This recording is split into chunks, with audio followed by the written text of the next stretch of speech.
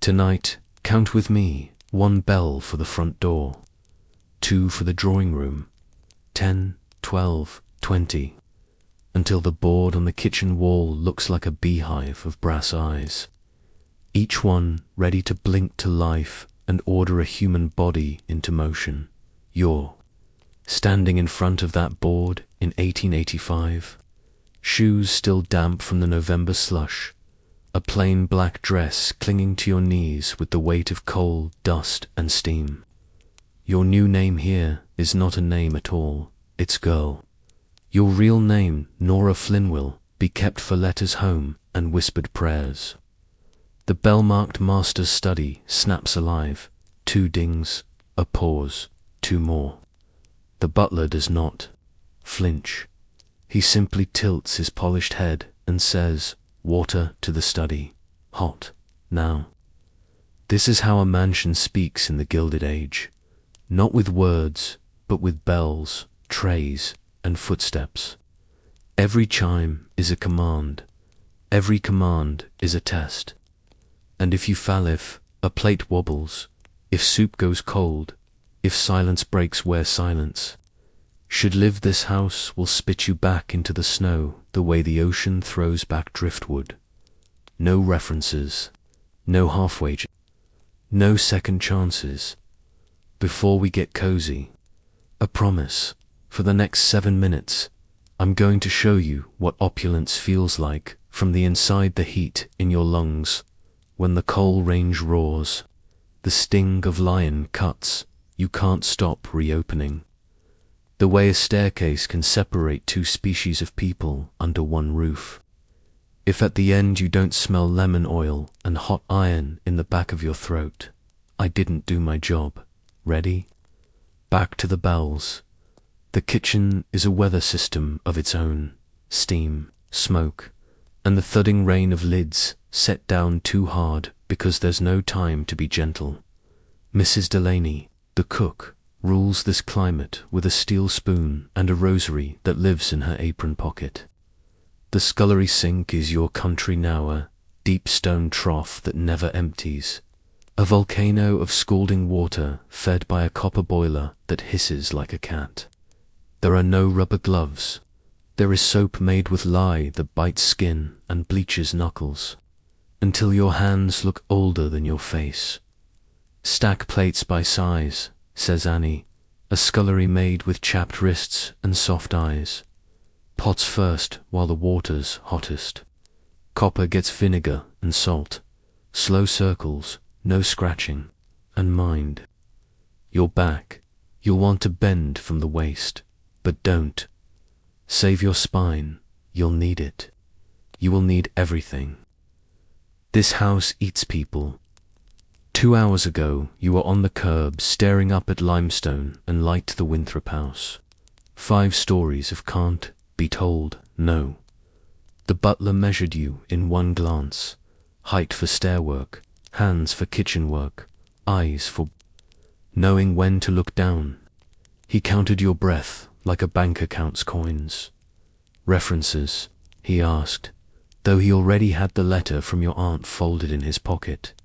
Yes, sir, you said. You were trying not to look at the front doors, taller than any church doors you ever saw in County Clare. You were trying not to think of the ship, the weeks of sea stink and hunger, the way your mother's last hug felt like someone handing you a candle in the wind. Wages $3 per month. The housekeeper, said Mrs. Hale, a woman with a key ring that sounded like a threat, half withheld until the year's end. Half-day Thursday if work is complete. Uniform provided.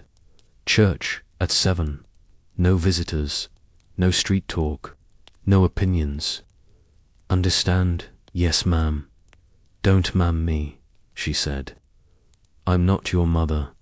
I'm your memory. I will remember what you do, now kitchen. If this is the top of the American pyramid, you are wedged in the stones, holding it up. Above you, a family that will learn your footsteps, the way they learn their pets.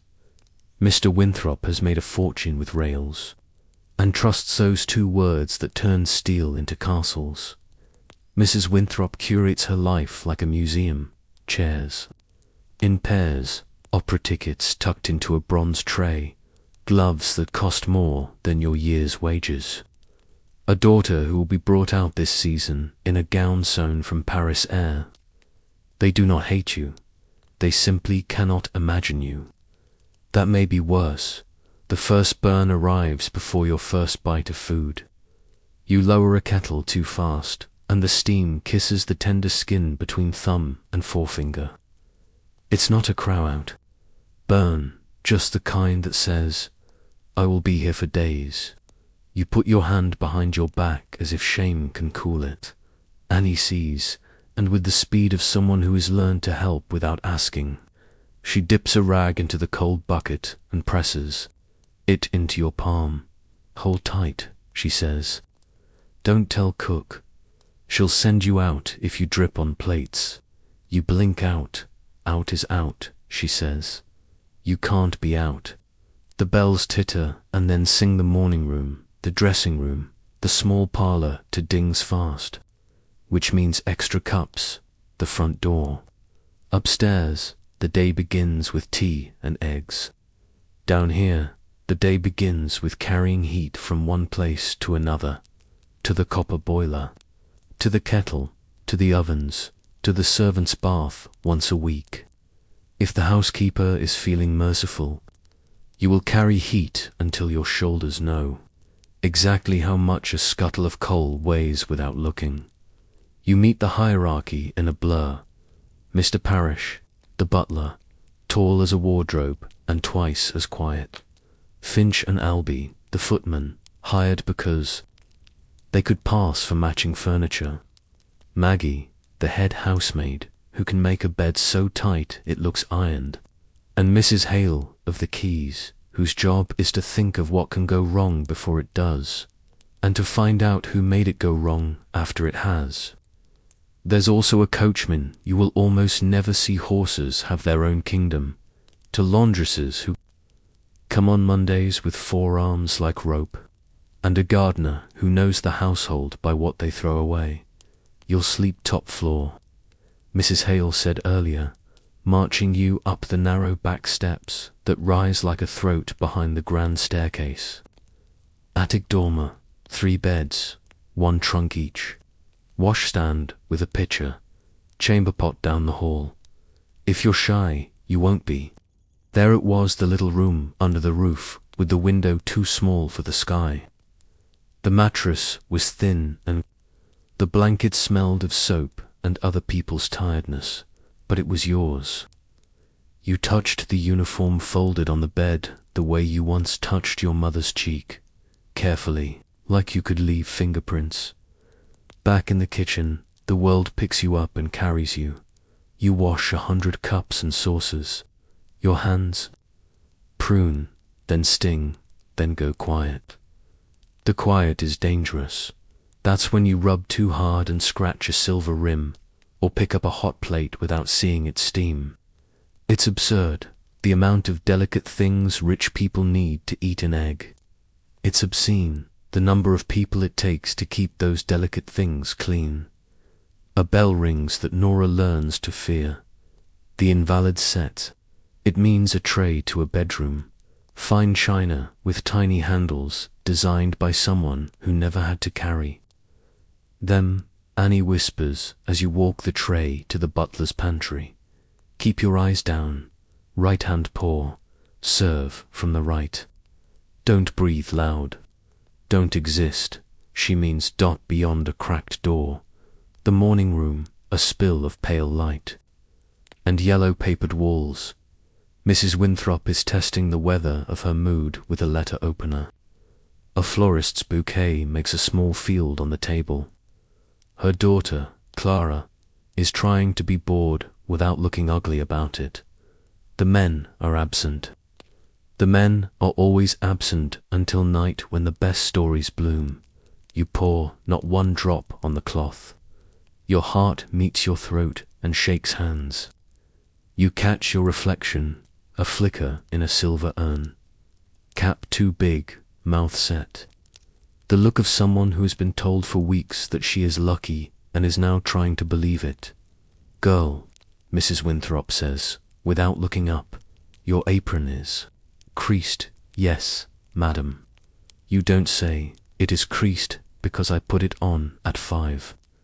It is creased because I spent 2 hours carrying boiling water from a stubborn pump that groans like a ship.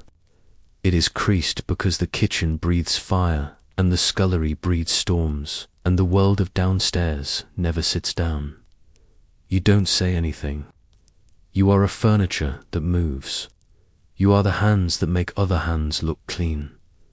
Back in the kitchen, the cook is building lunch like a bridge. Stock to soup, roast to gravy, pastry to promise. You learn the word entree and the truth that every course is a calamity waiting to happen. You watch the footman polish crystal until it sings. You watch the butler correct a napkin fold like a general adjusting a map. You watch Maggie rub beeswax into a table until the wood looks wet.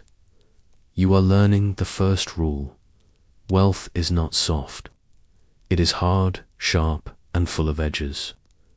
People who live near it must be harder and sharper still, or they bleed. Brings the first real danger. A copper pot slips on the range lip and a sauce arcs, perfect as a comet, before it lands like a ruin on the bricks. For one breath there is silence. Then the kitchen comes apart and reforms around the disaster. Annie throws sandy salt to the floor to drink the spill. You drop to your knees with rags and scrape in fast, small strokes. The cook hisses, a prayer you are glad your mother cannot hear. The footman arrives exactly when he should not, and Mrs. Delaney practically levitates him back out the door with a look. Asterisk. Hot pans, cold heads, she mutters. We are not going to scandalize the silver with our panic. Go Nora fetch more butter, and with hands that don't do that. She twitches her fingers to show your tremble. You find the icebox. You find the butter wrapped like a present. You carry it back with the concentration of a surgeon. No one upstairs will know what almost happened. That is the true job. To erase the evidence of how hard nice things are to keep nice. When at last the dinner bell rings ding ding ding. Long and elegant like a bow the kitchen breathes in.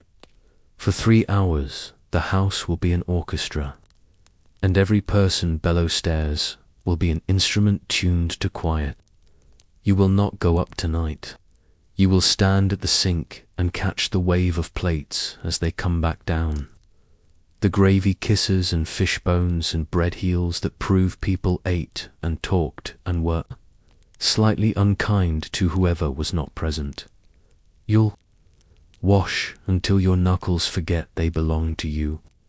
You'll black the range while it's still warm, rubbing graphite into iron until it gleams like a piano. You'll stack the last plate and look at the last spoon and hear the last bell. It will be after 10. You will climb and climb and climb the back stairs and slide into the thin bed and feel the cold of the roof through your blanket. Your hands will throb where the lie made little mouths. Sleep will come like falling through a trap door, and in 5 hours listens, the bells will start again. Keep listening, because the next part isn't just drudgery. It's a map of a world most people only glimpse in paintings and period dramas. It's a guide to a city that ate the world and called it dinner. It's the truth beneath the gold leaf. Stay with me, asterisk if. You could split this mansion down the middle like a specimen on a tray. You'd see 2 mirror worlds running side by side. Same rooms, different routes. The family's world curls along the grand staircase, a river of carpets, mirrors, and rooms, named for times of day morning room, drawing room, dining room, as if the house is a clock you can walk through. The servants' world is a geometry of backstage, narrow corridors, turnings that hide, doors that open without being seen to open, stairs so steep they feel like secrets. Nora learns this map with her feet. She learns the dangerous places. Bend by the pantry where footmen fly, the service lift that coughs before it moves, the part of the back stairs that always creaks, and the little sanctuaries, a slice of cool air in the scullery window, a square of south light on the laundry table at noon, the chilly quiet of the silver safe where Mr. Parrish keeps the spoons like a priest keeps relics. Mind your corners, Maggie tells her, trotting a basket of bed linen from the laundry room as if she were born with baskets for hips. Family gets corners. We get edges. Edges? Edges of rooms, edges of conversations, edges of trouble. Never own the middle of anything. Middles are for people who sign their names in the society pages. There's a rule for everything. Don't let a turned bed ruffle your apron. Don't let a poker clink inside a grate where someone upstairs is reading the newspapers. Don't carry coal across the hall while silk passes. Don't talk in a straight line. Talk in loops so you can stop mid-sentence if a door opens and pretend. You were thinking, you cannot talk about money, but money talks about you. Wages, $3. Half held hostage until the year ends, so girls don't run. Fines for the sins that keep a house looking innocent. A chip in a plate, a candle burned. Below, a mark, a wine stain on a napkin. The housekeeper keeps a ledger, tallies and tiny punishments that add up to real hunger.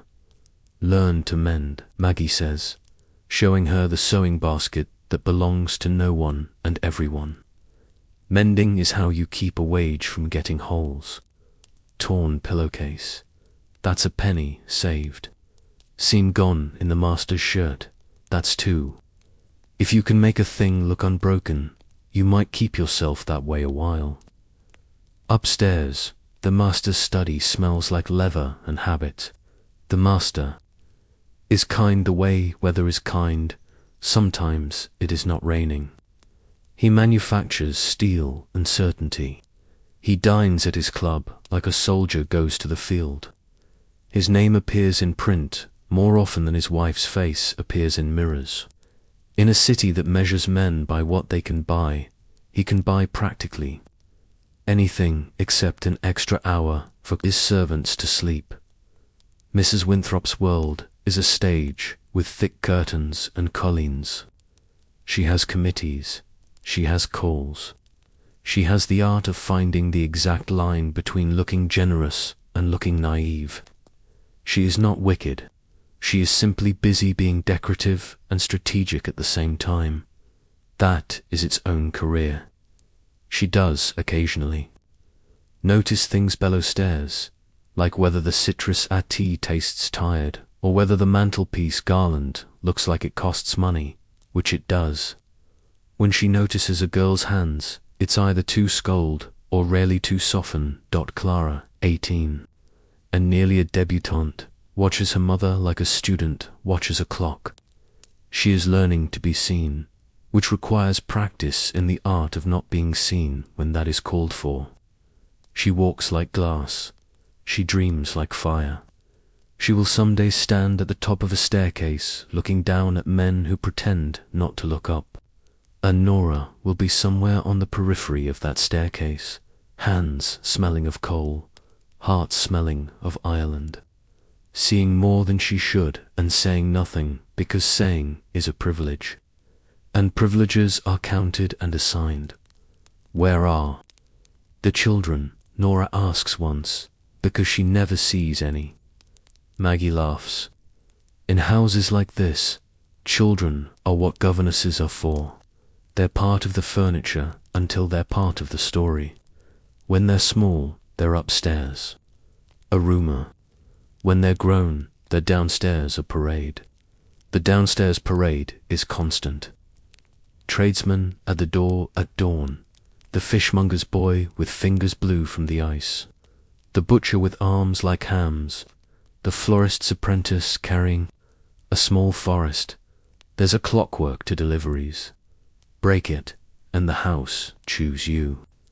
Get it right, and the machine purrs. On Monday, the laundresses arrive, sleeves rolled, teeth set. They conquer a mountain of linen sheets, napkins, tablecloths, body linens with boiling water, bluing, soap, and brawn. The laundry room is a bank. Nora learns the hierarchy of whites. What can be boiled? What must be coddled? What must never, ever be ironed with a hot sole plate, because the scorch will be a sin written in capital letters.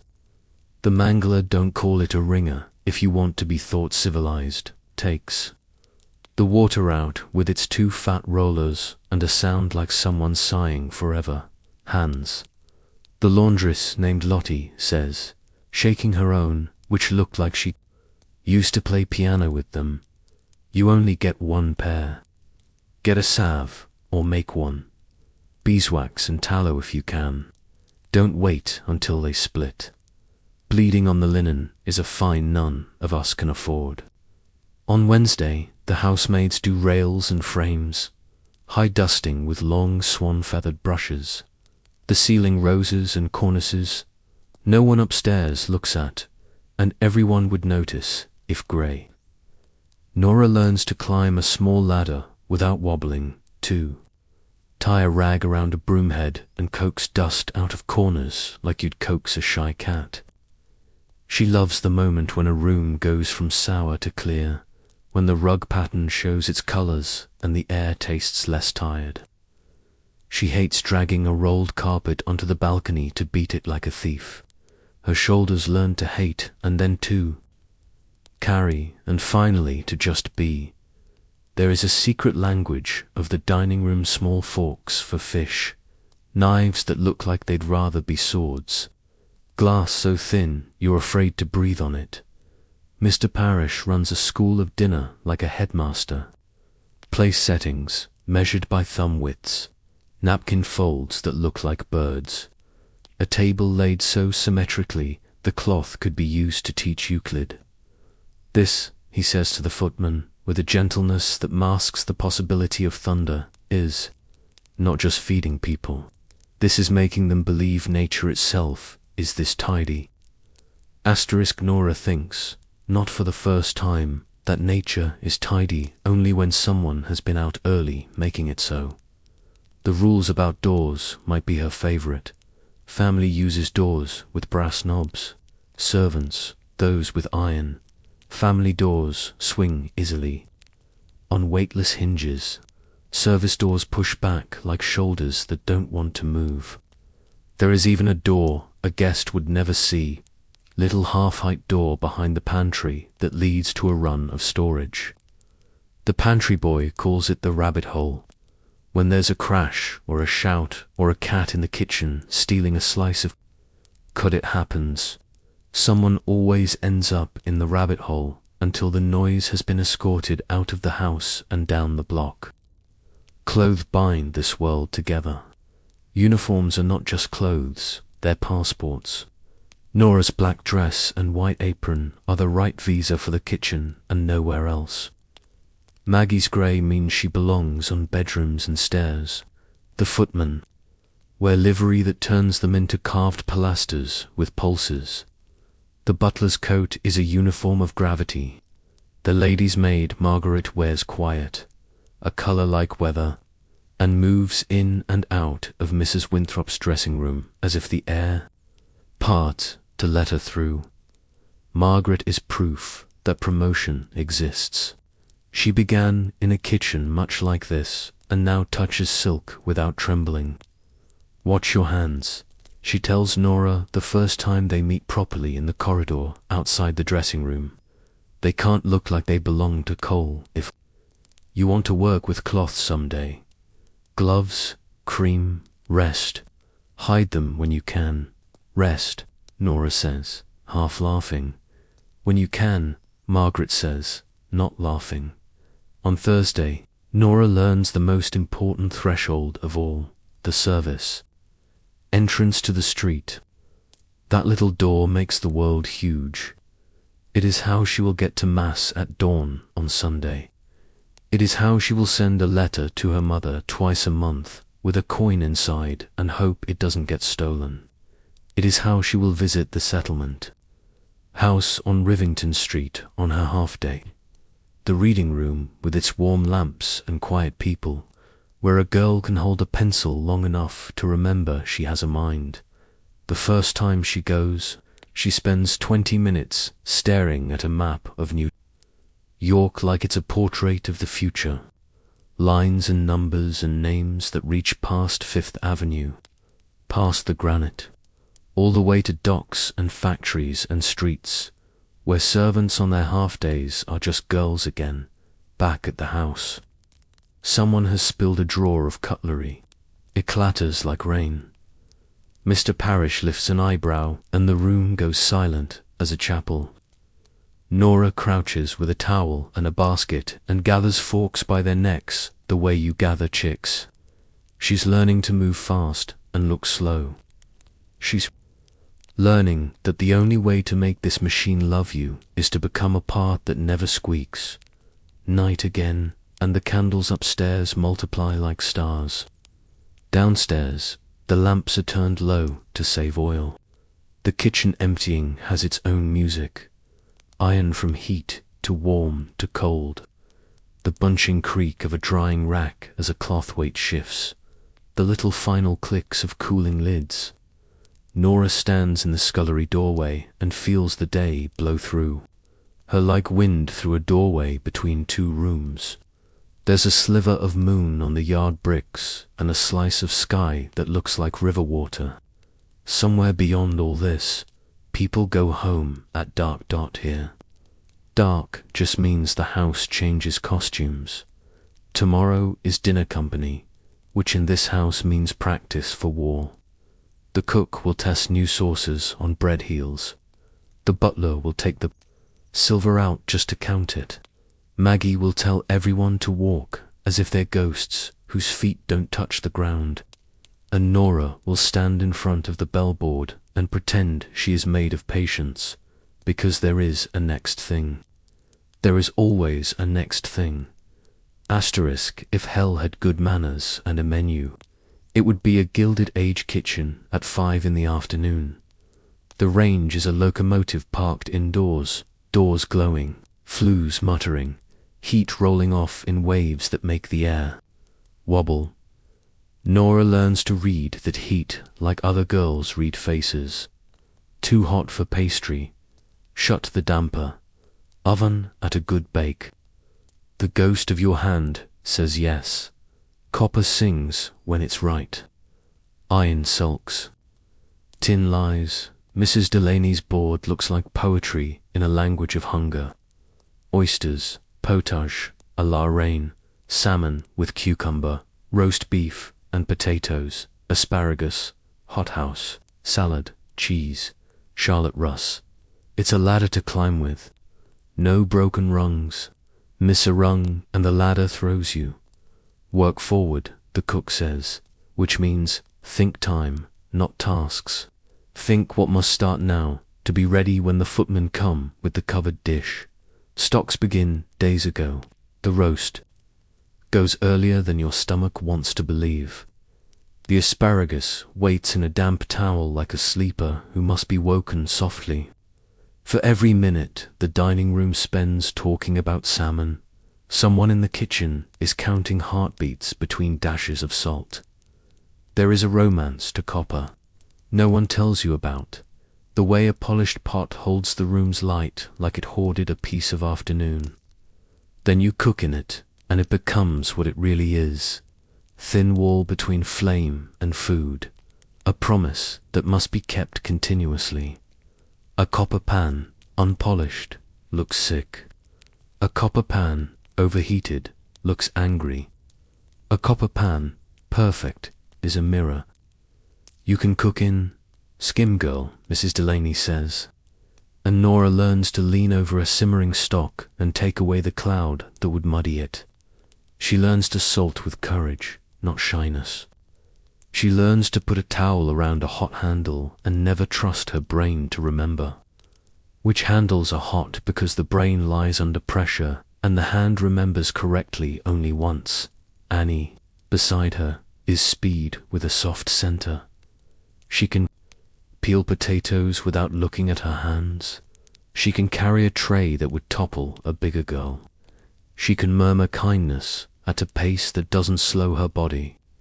"Drink this," she says, pushing a cup into Nora's palm during a lull, which is to say, not a lull at all, a 2-minute weather pattern between storms. It's tea as black as a coal seam and sweet enough to make a dentist rich. "Thank you," Nora whispers. "Drink," Annie says. "Don't thank, we don't have time for gratitude." The footmen become part of the rhythm, slipping in and out with their covered dishes and their posture like book spines. Finch can carry a tureen like a holy thing. Albie makes jokes with his eyebrows when Mr. Parrish isn't looking. They are young men doing a job that makes them look like furniture, which makes them think about the days when their names were shouted across muddy fields and someone laughed with their mouths open. Sometimes, Albie kicks the back step to hear it ring and remind himself he is not a chair. Silence, Mr. Parrish says, without raising his voice, and it is like the house has lungs, and he controls the breath. There is a spill. There is always a spill. Tonight, it's cream for the dessert. It walks over the edge of the pot like cream always wants to and hits the iron with a hiss. Mrs. Delaney does not swear because she is a lady of the kitchen, but the air does turn a color that feels like swearing. "Another," she says, and "Don't turn your eyes away when cream is near heat, Nora. Cream is a cat. The dairy maid on loan from a more fortunate house that keeps a cow has brought a tin of thick cream that looks like satin. It is a treasure requiring the hands of a thief." Nora holds the whisk loose, like Margaret taught her to hold a hairbrush, and coaxes air into cream until it stands, perfect, and the whole kitchen sighs, a little because some things in the world still behave, some do not. The fish is late. The messenger from the market has brought Norwegian instead of Scottish, and the cook receives the news like a slap. "We make it taste dear," she says, and turns vinegar into perfume and dill into memory. Later, downstairs, Finch will report that the ladies said "so fresh," as if freshness is a moral virtue, and upstairs the men will talk about rates and rails, and how very interesting it is that a certain judge plays cards at a certain club. Nora is part of none of that, and somehow part of all of it, because she holds the plate that holds the thing that lets the men talk, and the ladies praise, and the butler feel the table is an instrument he can play. She is the hand that lets other hands forget themselves. There is a revelation at the sink. It arrives with the pile of plates that follows the roast like a tide follows the moon. Nora is drowning and then suddenly not drowning because Maggie shows her a trick with the rectangle, the plates so they drip onto the next plate's back, not into its face. The plates dry each other. It is a small miracle that saves minutes, that save hands. You survive this work by collecting small miracles. A louder miracle appears uninvited, a laugh. Annie tells a story about a cat who stole a chop and was found sleeping in the bread drawer like a fur loaf. The kitchen permits a smile. Even Mr. Parrish's mouth remembers how. Mrs. Delaney lines up the plates for dessert and says, "We will never speak of the cream," and the room accepts that, packed with relief. Then the house flexes for the last course. Coffee upstairs is the last tempo change. The servant's meal downstairs waits like a patient saint. When it finally arrives, after 11, the table in the servants' hall is a sacrament. Soup made from bones, elevated by garlic. bread, cheese that sweats truth, apples polished on sleeves. No one sits long, no one eats slow, but for 10 minutes. The talk is of weather and cousins and what the butcher said, and the girl from the house 2 doors down who can do a French twist with hairpins in the dark. French twist. Nora says, "You'll learn," Annie tells her, glancing toward the ceiling where the dressing room lives like a cloud after midnight. There is a detail that feels like mercy. Mrs. Hale allows the kitchen girl's first turn in the copper tub on Mondays. Bath night means steam and privacy that is not quite privacy, but more than the day allows. The water smells like lye and lemon. It is the best thing Nora has felt since her mother's hands. She scrubs until her skin squeaks, washes her hair with soap that leaves it like straw, and steps out cleaner than she thought possible. Annie goes next. "First bath is cleanest," she says, and laughs without meanness. The attic bed is thin but horizontal. The blanket is rough but warm. The pillow is a suggestion of pillow. Nora lies on her side because her back has opinions. She thinks of the bellboard as a constellation, each room in the house, a star she has learned to navigate by. She thinks of the settlement house map and the line that shows the streetcar like a vein through the city. She thinks of a little envelope with a coin in it, traveling to Ireland through the belly of the world. What she does not think of is quitting. Quitting is a song people sing who have never warmed their hands at a kitchen fire. Quitting is for a world with cushions. Here you improve or you break. She decides she will not break. She decides, without bravado, to improve. She steals 5 minutes before dawn, her own 5 minutes to rub salve into her hands, beeswax and tallow, as Lottie taught her. The skin drinks it like water. She works the cream into each finger joint, as if she is grinding hope into the bones. She breathes slow. She hears the first cart on the street milk. Probably, and she feels the house wake up like a big animal deciding whether to be friendly when the bell for the master's tea rings. At 7:30, she is already tying her apron string in a bow she can undo with one pull.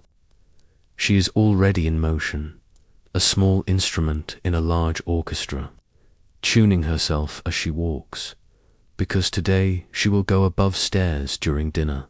Not to serve no one is that foolish yet, but to fill water. Mr. Parrish said, "Hold the pitcher like you own it," and Annie said, "Do not own it. Rent it with your hands," and Maggie said, "If you drop anything, faint. Fainting forgives more than apology ever will." Nora smiled then and didn't mean it. Now she smiles again and does. She is terrified. She is ready. The bells agree. Asterisk there is an art to being in a room that pretends you are not. It begins with the body and ends with the air. Mr. Parrish lines up the footmen like chess pieces, each to his square. Nora stands behind them with a pitcher that weighs exactly the same as her fear. He reviews the order like a general, ladies clockwise, then gentlemen. I level low, pour steady, no conversation, see without looking, hear without listening. Upstairs, the dining room glows. Everything has edges that the candlelight only softens to show how sharp they were before. The cloth is white in a way that makes snow look grey. The silver holds tiny, trembling flames in each curve. The flowers smell like a story about spring someone tells to winter to keep it from sulking. Guests arrive with their weather around them. A judge with a starched mustache. A railroad partner with a laugh that sounds like coins. A lady whose diamonds could light a small room. Mrs. Winthrop floats at the far end of the table like a ship built solely to be launched every evening. Clara's gown is a sea-coloured miracle. Her hair, an architecture Margaret will take an hour to deconstruct later and another hour to coax into sleep. Girl, Mr. Parrish says softly, which is to say, Nora. He places her by the sideboard. Begin when I turn a plate. Her first pour is a juggle between gravity and grace. She had practiced with water and then with dry beans in a jug. The sound helps you learn the slosh. Now she meets crystal. The glass says yes. The water says almost, and then yes. She breathes. She moves. She becomes a creature who can carry lightning in a cup and not spill. There is a moment that shuts down her lungs and she survives it. Mrs. Astor is here not the myth. The woman, and she sees everything in the way women like her see, with the raised eyebrow that means the world will rearrange itself according to her preferences. She lifts 2 fingers when Nora nears, and Nora freezes inside and outside. She is a quiet statue of someone who was about to pour water and instead is waiting to be told to breathe. New. Mrs. Astor says to Mrs. Winthrop, not unkindly, you can spot them by the way they try not to be. Stand straight, girl, don't fold yourself. Nora straightens. She finishes the pour. The world restarts. Mrs. Winthrop has the face she keeps for responding to a queen's small advice. We encourage poise, she says, when Nora returns to the sideboard. The footman's hand always brushes the air near her wrist, not touching. It's a little electric assurance. I saw that. You lived. Keep going. Upstairs, the talk is a bird she isn't allowed to name but will later imitate. Rates, tariffs, a new hotel, a new opera, a canal somewhere that will make one man richer and another man interesting. The ladies talk about a charity fair, an ice rink, a piano teacher who is so good that even awkward girls find their wrists. Clara says little and is brilliant.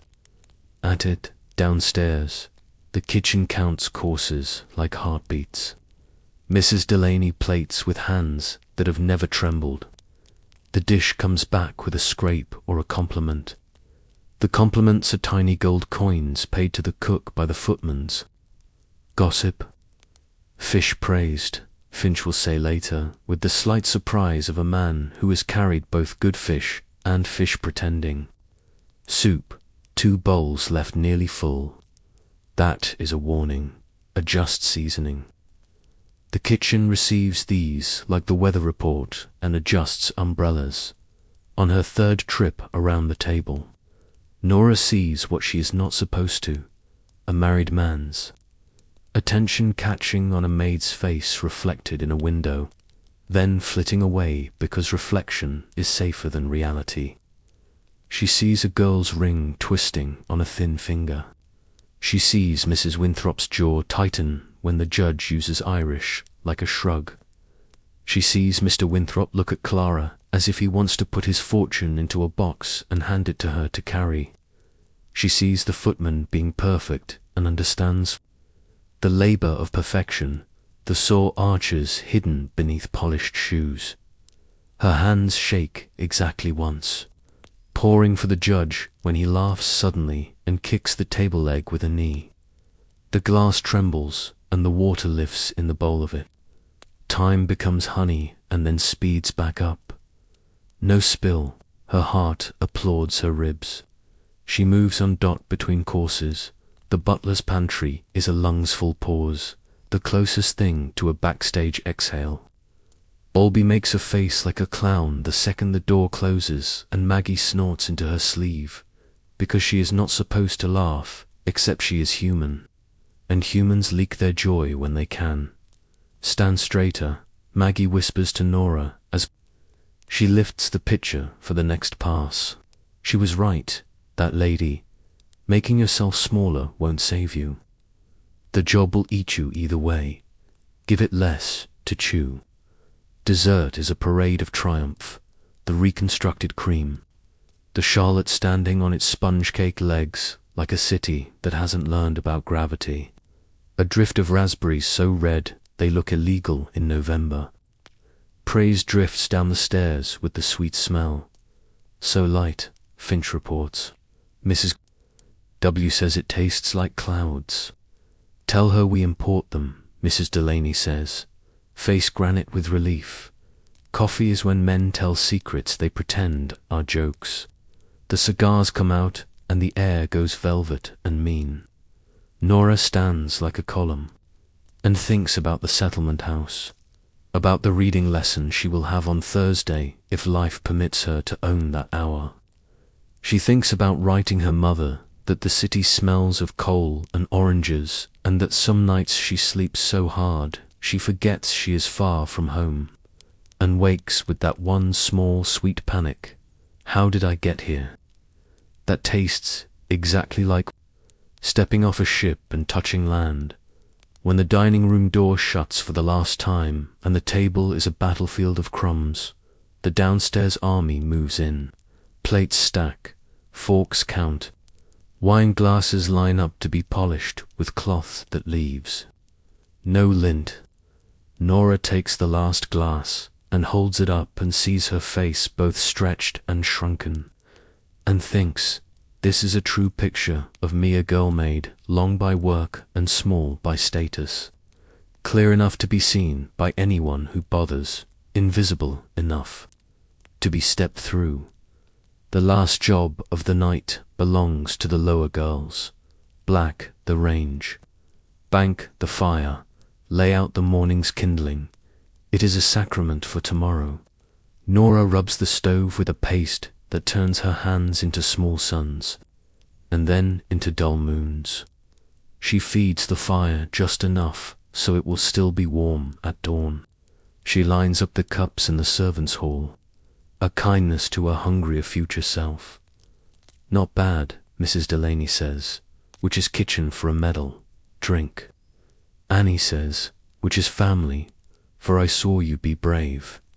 They drink weak tea. Someone starts a story about the time a sugar sculpture collapsed, and someone else tops it with the time a dog got into the pastry larder. The laughter is fast, quiet, unshared with the world upstairs. It is a kind of pay most houses don't know they owe. In the attic, Nora removes her cap as if it were a crown she wasn't comfortable wearing yet. She rubs her hands with the salve. Margaret slipped to her with a look that said, don't tell anyone I'm kind.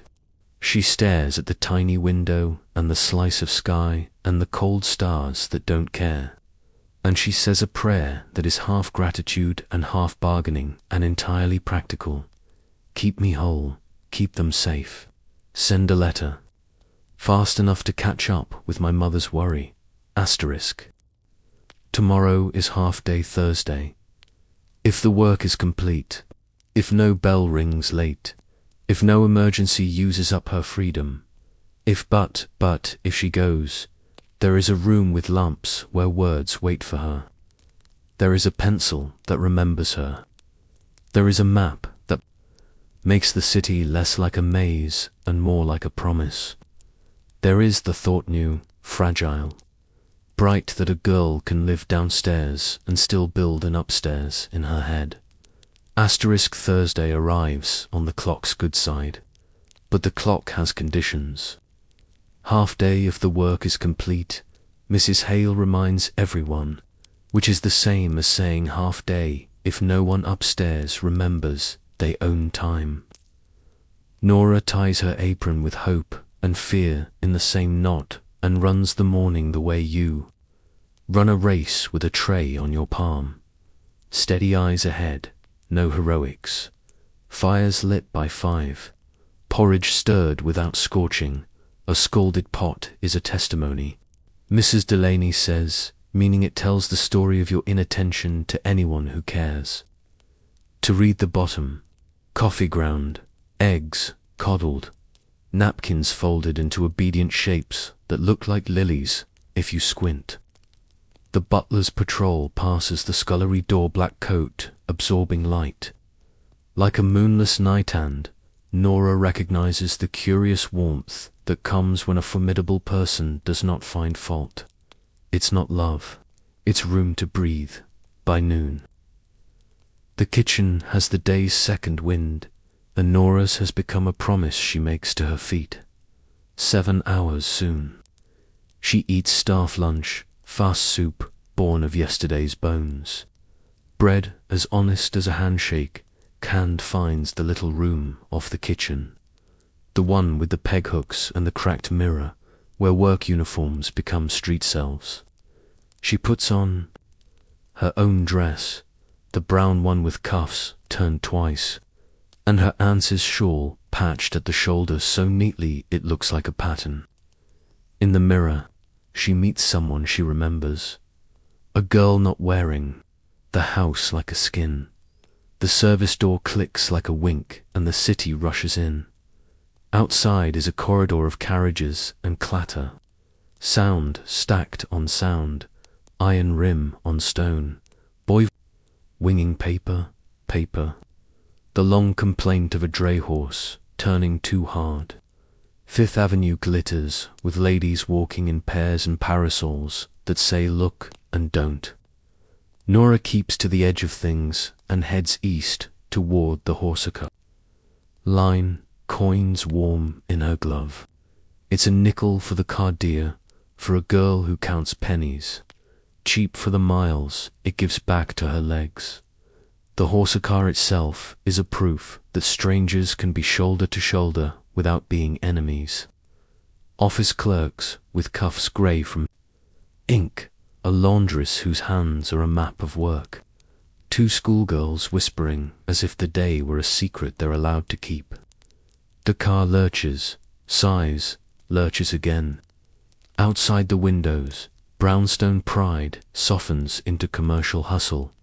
Shop windows with painted signs, millinery, haberdashery, patent medicines that promise to fix more than bodies, and than the Lower East Side with its play of tongues and wrists and baskets. It smells like onions and ocean and ambition. She hops down at Rivington with a small jolt that travels all the way to her teeth and stands for a second in the street's noise, letting it push yesterday out of her ears. The settlement house is a world where the door opens for anyone walking forward. Inside it is warmer than the weather and quieter than the world, a miracle that feels like it should be listed in a book. Back again, says Miss Taylor, the reading room volunteer whose hair escapes pins like ideas escape rules. Weave the Sun, the Tribune, and a copy of Harper's, and look, someone donated a new grammar. I'll try the grammar, Nora says, surprising herself with the ownership of the sentence, and the Tribune. For the cartoon. The cartoon always shows men with top hats wrestling a serpent labeled trusts. It's a joke big enough to sit on a mattress, and everyone knows it, but it helps to laugh at snakes. While you're learning subject and predicate, Nora sits at a long table under a lamp that makes the page obedient. She writes her name at the top of the copybook, Nora Flynn, in letters that look as if they're meeting for the first time and trying to impress each other. Down the page she walks with the pencil, placing small fences where words need to end, commas like breaths she can see. She learns the verb to endure and feels the odd pleasure of finding a word that fits a life the way a well-turned hem fits a dress. Exactly enough, not more. Read aloud, Miss Taylor says, the way you ask someone to show you a hidden pocket.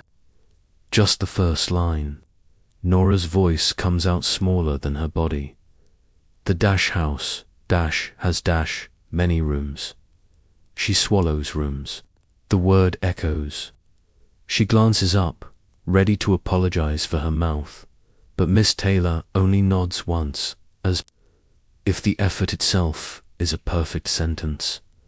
After an hour, the letters look less like soldiers and more like cousins. After 2, her wrist aches, and she leans back, eyes closed. and feels the peculiar happiness that comes from using a different part of the self until that part hums. She copies a stanza from a poem she does not fully understand and thinks that not understanding is a kind of hunger she could get accustomed to. There's time enough to visit her cousin Patrick on Orchard Street, the building with stairs that feel like they were nailed together in a hurry and windows that think more air would be wasteful. Patrick works the docks and smells like rope and rain. His wife, Maeve, kisses Nora twice and says, "You're thin, but your eyes are not. Good sit, we have tea." They talk in that servant wail, elbows and practical updates about wages and rumors, and the girl up on Houston Street who sent money home and brought her brother over. This is the kind of arithmetic that makes sense to Nora. X dollars at Y risk equals Z. Chance of bringing one more person through a door that keeps slamming shut. She promises to write Maeve's letter tonight. "Your hand is better than mine," Maeve says, which is true only if measured against someone who hasn't been allowed to hold a pencil in a long time, and tucks an apple into her pocket as a treasure for later. Back outside, the light has changed its temperature, the way city light does. Nora takes the Horsa car back up, counting stops like beads. The map in the settlement house has a red line showing routes. She realizes she is kin now with a red line on a map, a person who moves the way the city moves, because she has to. She steps down near the house with 7 minutes to spare and finds Mrs. Hale waiting by the kitchen door. A slender timekeeper with a keyring that can unlock or undo before 9. Mrs. Hale says, which is acceptance, and Nora bows her head as if Mrs. Hale has blessed her with ordinary mercy. "Apron back," Annie whispers, handing it over. "We're in pudding, lemon, with a temper."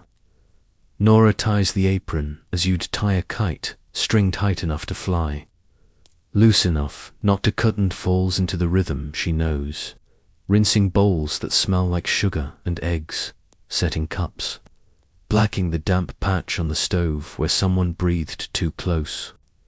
Her body is grateful to be used the way a horse is grateful to be trotted after a day of standing. Motion is what some bodies are made for. But her head is still back in the reading room, where the sentence "the house has many rooms now" includes rooms that do not exist yet. Rooms with windows that look out on something other than another roof.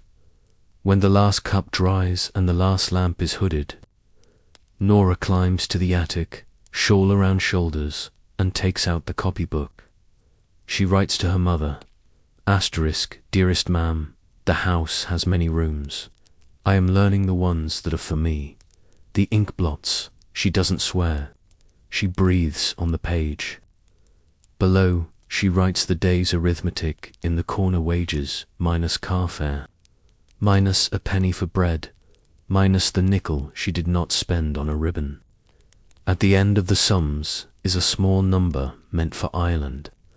She kisses her finger and presses it to the number, superstitious as a ship captain saluting the sea, then blows out the candle and falls into sleep so sudden it feels like kindness.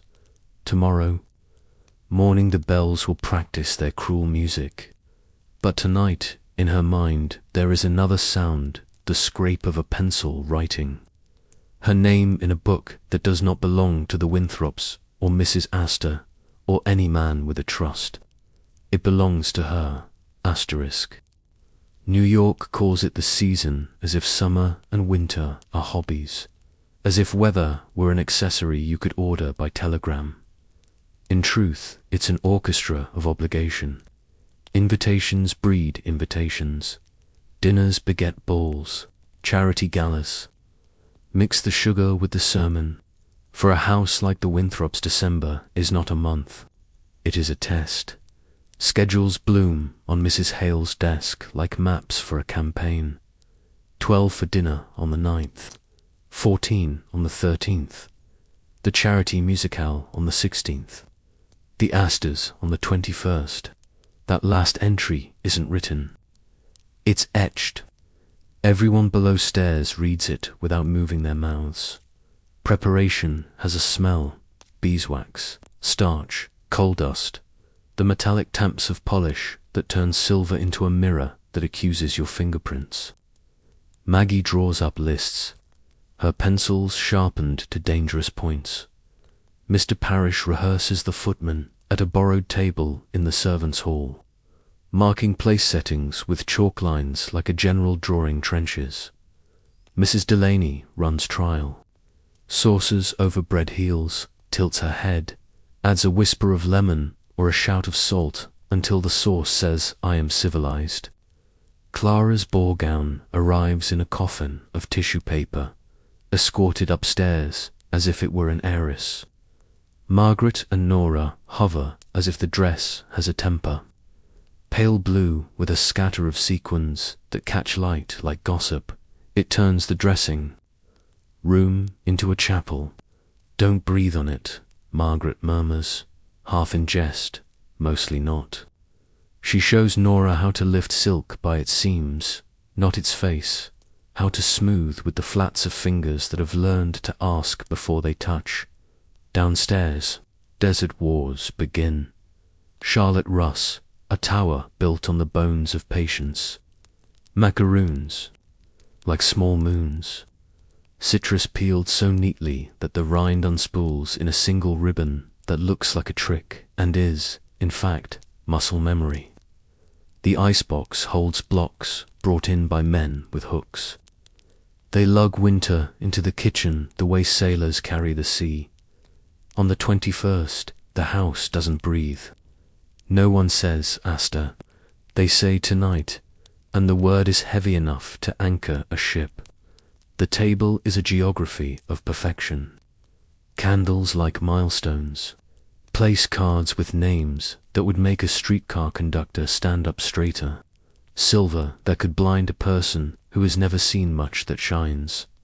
Water, Mr. Parrish tells Nora, his voice very nearly kind, as if he remembers not every general is born knowing how to march. "You did well last time. Do the same, only more invisible," she thinks. "I will be a ghost with a pulse." The guests arrive with winter wrapped around them like money. Women step out of fur and into light. Men step from the carriage and into confidence. The upstairs air changes temperature when they laugh. The room itself seems to lean closer. The first courses move as if pushed by a tide. Oysters that smell like the edge of the world. Soup that tastes like time, reduced to its best parts. Fish whose proof of heaven is in the quiet that follows the first bite. Praise falls down the back stairs in crumbs that the kitchen catches like pigeons catching bread, so delicate, so elegantly presented, surprisingly fresh for December. Mrs. Delaney receives all of it with the face of a woman who will rest in February, midway through. A crisis inserts itself like a knife slipped under a ribbon, silent, unshowy, lethal if mishandled. A silver salver returns from upstairs suddenly, clatter muffled by a footman's training. The butter sauce has gone to oil. There's a heartbeat where every eye flicks to Mrs. Delaney. She does not flinch. Lemon off the heat. Whisk without stopping. She says it to Nora, and Nora feels her arm become a metronome that will not miscount. The sauce returns to itself like a person who almost fainted and did not. Upstairs will never know. That is the point. Then dessert, and the table is soft with approval. The tower stands. The fruit shines. Someone makes a noise that is not language, and everyone pretends not to hear it. Coffee, men stay. Ladies drift to the drawing room, skirts whispering, perfume mixing on air like a polite argument. Mrs. Astor offers a remark as if flicking a Crumb from a lap. Your girl has learned to stand properly. It is relayed below stairs, like a telegram from a war zone, and Nora pretends not to mind the heat in her cheeks. At 1, the last coat leaves the hall. At 2, the last candle sighs. At nearly 3, the servants' hall sees its Christmas dinner, fashioned from the edges of the feast, but no less feasting for that. Goose that still tastes like goose, potatoes that have the dignity of belonging to themselves, plum pudding that carries a torch of brandy and a song. There is wine, watered because life is unfair, but wine nonetheless. Mr. Parrish stands too. Offer a brief speech that is not a speech. The household has acquitted itself, and Mrs. Hale nods, as if someone has thanked the calendar. There are gifts on Christmas morning, practical ones for most wall stockings, pots of salve, an envelope with a bonus that folds exactly twice, and something small from one servant to another, which matters more. Maggie gives Nora a pair of cotton gloves for work upstairs, pale, as a truth told softly. Annie gives her a ribbon that is not a necessity and therefore is hope. Nora, in turn, produces a handkerchief for Annie with a sprig of embroidery done after midnight, with eyes that wanted to close and didn't. It's crooked. Annie kisses it like a relic. The family's Christmas is a tableau tree, swelling with glass drops. Presents wrapped in paper, thick as politics. A breakfast that appears as if a field gave itself to a table. They say Merry Christmas in voices fit for rooms with rugs. Nora dusts a mantle and thinks of Mass before dawn, of wax candles that smell like bees, and a hymn that climbs the dome and goes out through the roof and into the cold air. She thinks of her mother at a small church across the ocean. 5 hours and a lifetime ahead. By New Year's, the staff's bones are the percussion section of the house. Everything aches with rhythm. Nora's hands are better for Margaret's cream and worse for the weather. January crawls in on frostbitten feet and sits in the attic like an unwelcome aunt. Pipes complain. The range goes from blessing to tyrant and back again. But the calendars, back breaks at last, and the February lull the cook promised floats down like a reprieve. People half smile. Someone sings a 4-note thing in the scullery and no one shushes. The season has been survived, which is not triumph but is not nothing. It leaves marks and money too little of the latter, an honest amount of the former. It gives a rumour, too, that Mrs. Winthrop's lady's maid plans to marry in the spring. Margaret confirms it one night in the dressing room, pinning a bodice, with the concentration of a composer, a good man, a carpenter. I will miss the work, I will not miss the hours. She glances sideways at Nora. Learn the stitches that don't show. Nora thinks she is already practicing. Asterisk illness does not request an audience. It barges. Anna's cough begins as a little bell clearing a room, then deepens until it's a nail hammered into the night. Winter has been pinching lungs all along. The attic thin-walled, draft-pinched, generous only with cold offers, it a place to multiply. Nora, lying awake one night, counts the beats between coughs. She recognizes the drum of fever when she lays her palm to Annie's brow. The skin says burn and the eyes say please. In the morning, Annie moves like a person wearing someone else's bones. Go, Nora whispers at the scullery door. Bed. I'll be for it, Annie says, meaning, I will lose my place. I'll be for you, Nora replies, surprising both of them. Mrs. Delaney has known 30 winters and the way girls vanish into them. She hears a cough that tells the truth, and takes immediate command of the lie that servants must never be sick. Bed, she orders. Now, before Mrs. Hale comes through and counts bodies like plates. She laces the instruction with kitchen profanity, which somehow functions. As a charm, they smuggle Annie upstairs along the service stairs in daylight. A theft that would be comic if it were not frightening. Nora and Maggie exchange tasks without ledger entries. Maggie dusts the mantles in Nora's stead. Nora peels potatoes without letting the tears in her eyes be about anything but onions. At noon, when the kitchen heat feels like a spoon pressed to the forehead of the world, Nora sneaks to the attic with a cup of weak tea, sugared until it is medicine and a cloth rinsed in cool water. Annie's chest rattles like the loose wheel on a milk cart. "I'll lose my wages," she says with a small animal's panic. "You'll lose more if you don't breathe." Nora answers, setting the cloth with a tenderness she uses on china. "Hush, we will keep your place. We will steal minutes the way we steal air." Margaret arrives quietly that afternoon with a jar and a sentence prepared to feel like nothing. "The mistress noticed your hands," she tells Nora in the stairwell, passing the salve as though handing over contraband. "She asked if there was any more. Use some for Annie's throat. The beeswax keeps skin from cracking, so I am told." Margaret does not add by me because it is not a time for titles. The jar is small. It is enough. That night, Mr. Winthrop and his friends are arguing about a bill that may or may not strangle small men to feed large ones. Mr. Parrish serves claret with the face of a ship's figurehead. Bellow stares. The war is for breath. "Sit with her at 2, Maggie says when they pass at the back stairs, schedules overlapping like netting. "I'll do the midnight." "No," Nora answers. "You're on grates."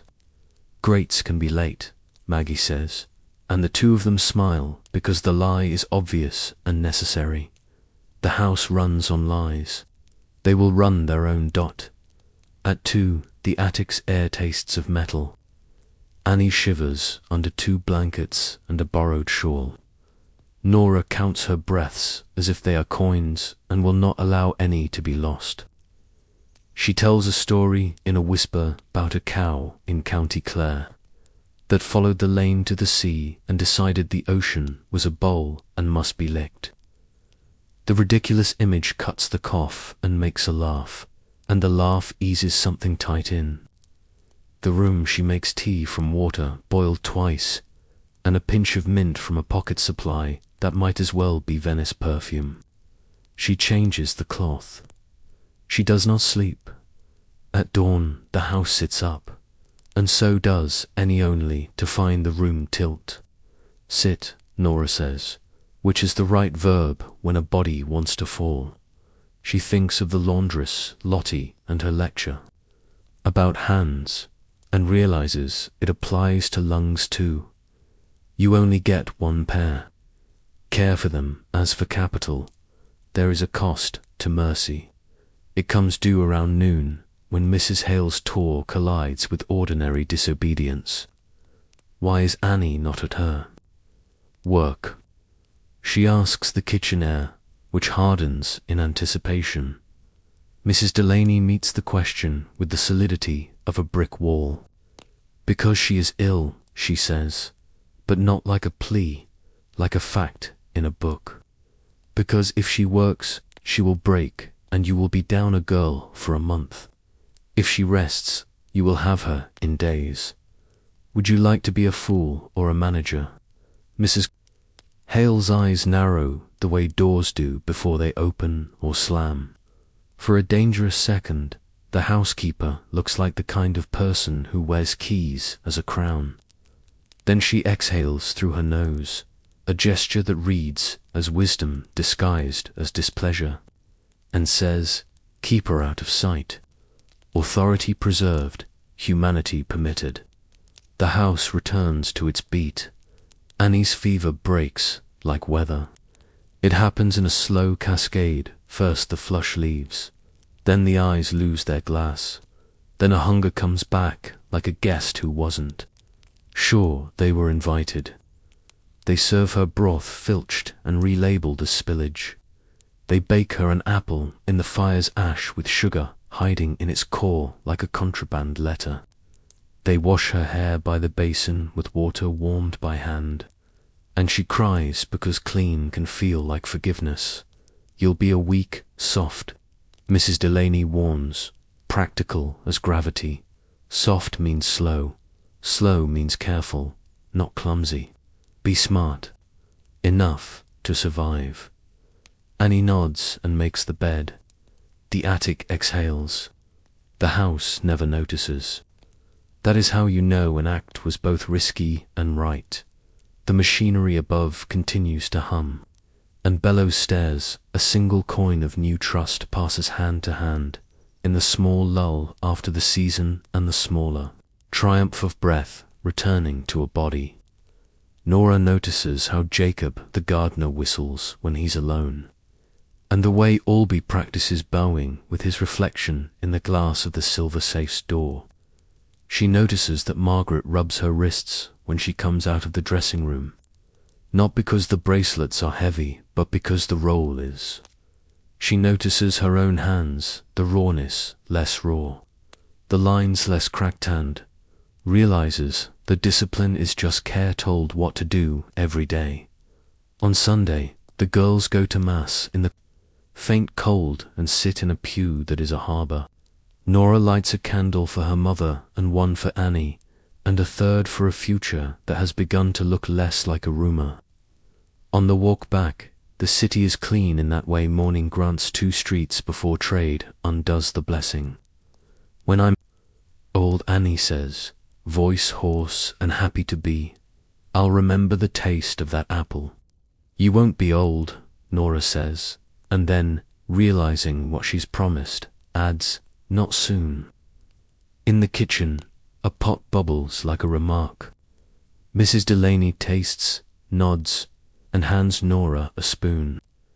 You're learning, she says.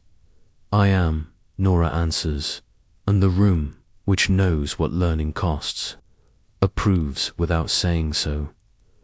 Spring does not ask permission of winter. It just comes on with a light you can tell from behind your eyelids. The house feels it as an accusation. Dust made invisible by candlelight becomes an insult in morning sun. War, Maggie declares, and though the declaration comes every year, it never feels like a cliché. You can wage war on dust and lose. The strategy is comprehensive, the enemy everywhere. The timetable is written like scripture. Day 1, drawing rooms. Day 2, bedrooms. Day 3, staircases and their haughty banisters. Day 4, dining room. Day 5, library. Leave the master's papers as if you are a ghost. Disturb nothing that can write. Between and beneath. Linens, draperies.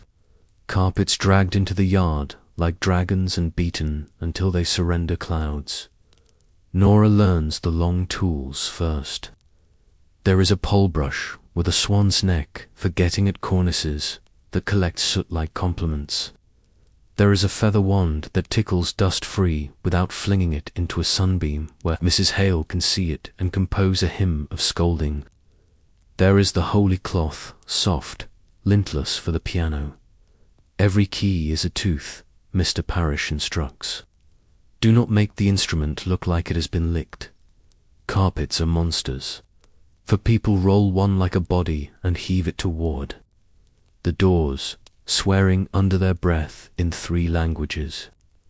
In the yard, hung across a line like a sail, it is an enemy you may strike without apology. Nora takes the beater and wallops until her arms burn and the air looks like a storm manifested. She stops when the dust turns from black to grey to barely. Memory, back inside, laying the carpet down is choreography. A line border with baseboard, smooth from the centre out, no ripples that might trip a lady's shoe. they succeed. Maggie says, I have seen war and this is worse, and it is, but also better, because the casualties are only particles. Draperies come down in a collapse of roses and gold thread. The laundry room becomes a rites of passage hall for fabric, soak, wring without wringing, twist wrong once, and buy. Fringe, rinse, blue, dry, iron. Lottie shows Nora the trick with steam, how to lift a crease with a breath and set it with a swipe. Iron is a weapon, Lottie says, and a promise. If you brand a thing wrong, the proof lasts longer than your job. Windows are a theology. Vinegar and water can make a pane a sermon about clarity. Done well, the glass disappears, and Mr. Parrish smirks to hide he's impressed. Done poorly, a streak will catch a candle like a stain of sign. Corners, Maggie says, her voice a metronome. No one sees a corner until everyone does. The house transforms by degrees, a face washed after a long illness, a coat brushed until nap lies like a river. Even the back stairs shine in. Their narrowness. The kitchen gets its own day and fights back. The range dismantled like a fortification taken stone by stone. The shelves scoured so hard they remember a forest. The copper given a polish that could make a man comb his hair. In the saucepan.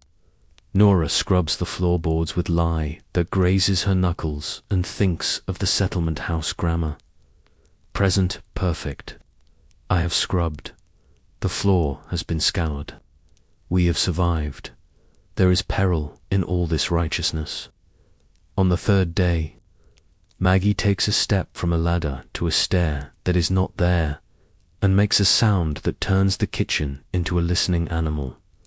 Don't move, Mr. Parrish commands, and the house obeys.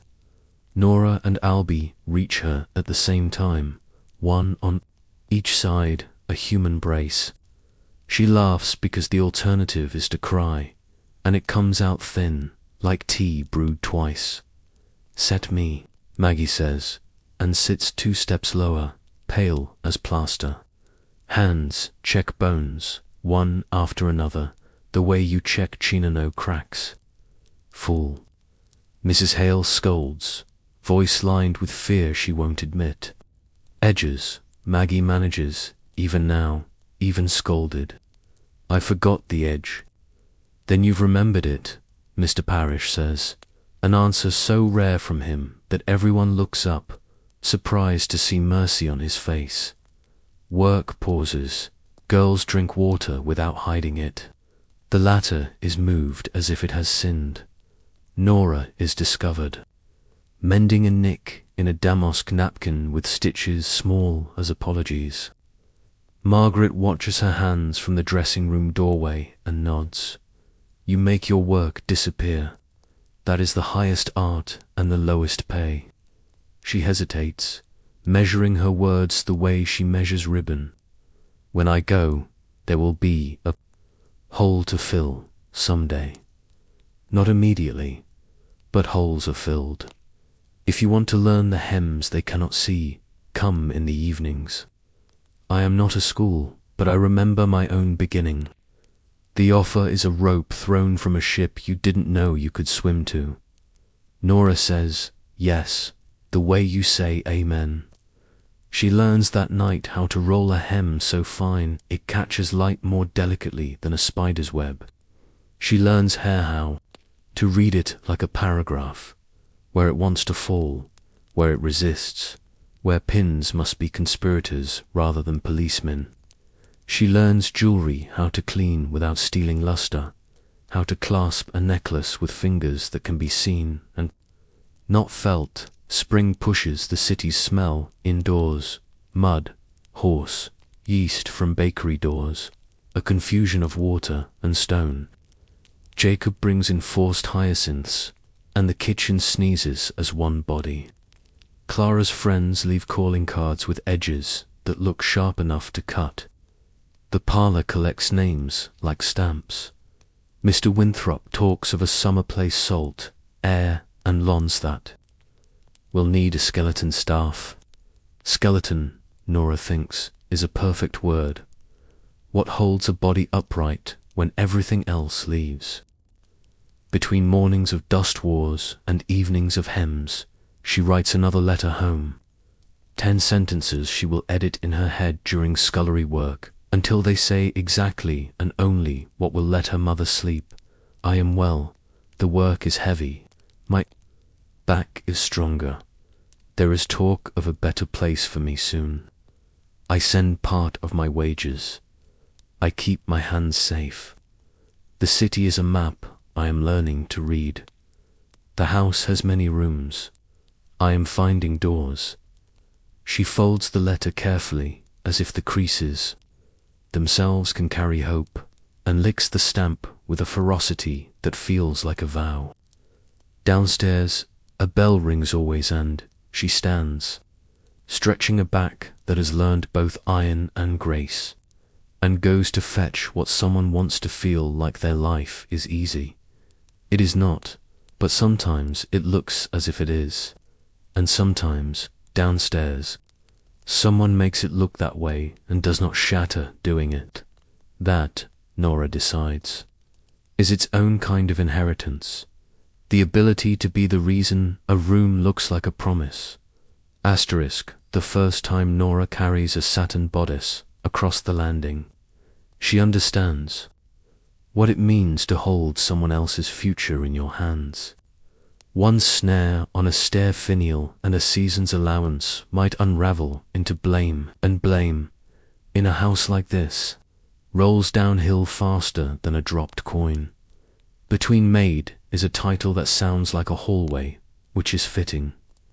Nora spends her days literally between kitchen and parlour, between scullery steam and drawing room hush, between the practical grammar of lie and the grammar of invitations written with a nib that scratches like a cat. In the mornings, she still helps Mrs. Delaney launch breakfast. A perfect soft-boiled egg is a more precise engineering feat than a bridge, and by 11 she is upstairs, sleeves covered by cotton guards that look like good intentions, dusting what must never be scratched and carrying what must never be dropped. The work has a different temperature now. Heat in the kitchen is honest. Heat upstairs is the heat of eyes. A brooch left a shade too far to the left blooms into a lecture. A cushion restored with the seam facing outward is a small sin, discussed like a headline in a newspaper. And then there is discretion, unlisted in the household rules and enforced by everyone's livelihood. You learn quickly that hearing is not the same thing as knowing. You may carry a decanter tray past the door of the library while Mr. Winthrop tells a friend they will not break us, and you may infer a bank, a board, a law with teeth, and you must file it in the cabinet marked nothing to do with you. Margaret tutors in the art of invisibility that is paradoxically made with very visible acts. Lift the hem with your left hand, pin with your right. Speak only to confirm. A lady wants a maid whose voice appears exactly when summoned, not as whether in the room. What if she asks me for an opinion? Nora dares. Give her one. Margaret says dryly, but remember, she doesn't want yours. She wants hers, tidied and returned with a pin in it. They practice hair on practice heads first. Cork skulls with wigs sewn down so securely, Nora envies them their certainty. See how the part asks to be straight. Margaret guides. Answer the question the head is asking. There's a metaphysics to hair Nora hadn't known. Some hair wants to be architecture, some wants to be poem. The trick is to make either stable enough to endure an evening of waltzers and whispered criticism. One afternoon, real hair replaces cork. Clara sits before the mirror in a dressing robe the color of a cloud with opinions. I want the pompadour, she announces. And there's a flash in Margaret's eyes that reads, "As of course you do," followed by "Very good, miss." Pins become punctuation. A comb becomes a conductor's baton.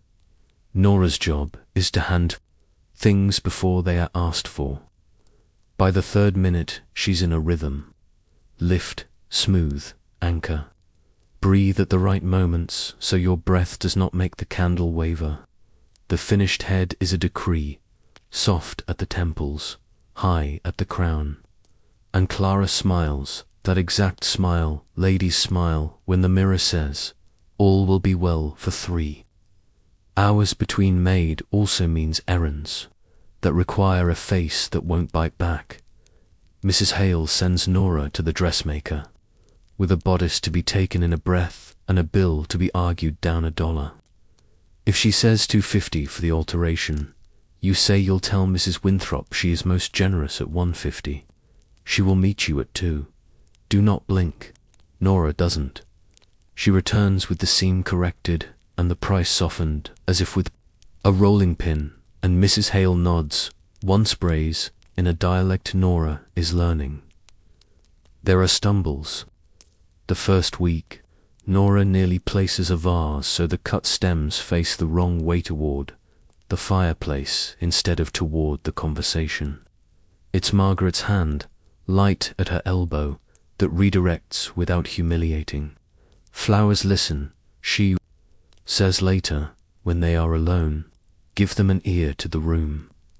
There is also danger with the shape and with teeth.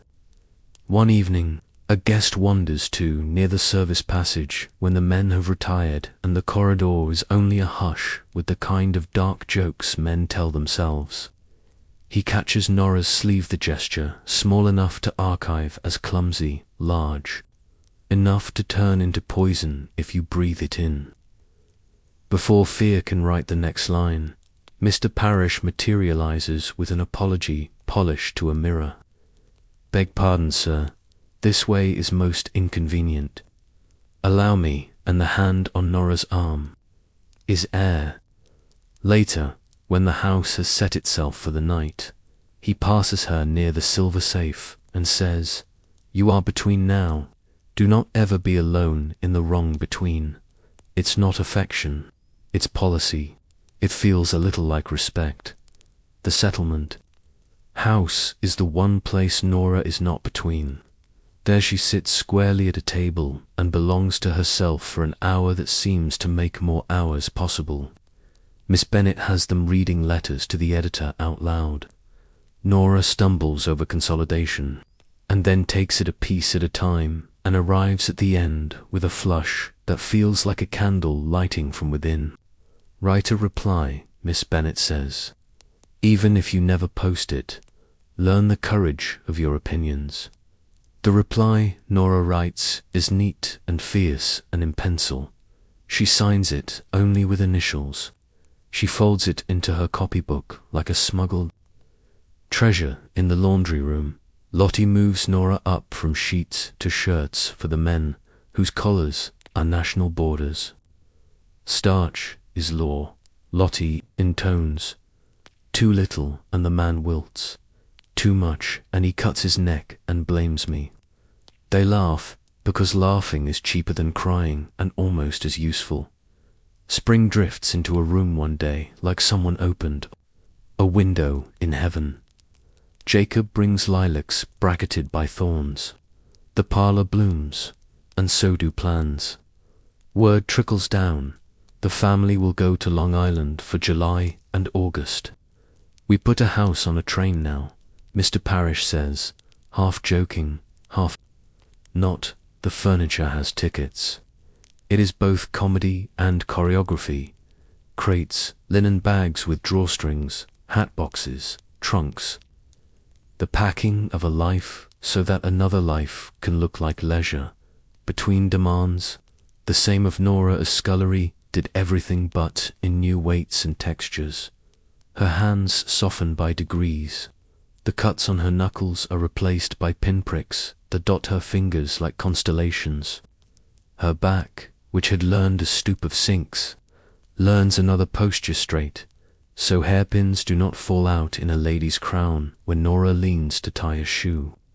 At night, when she writes her letters, her script looks less like survival and more like intent.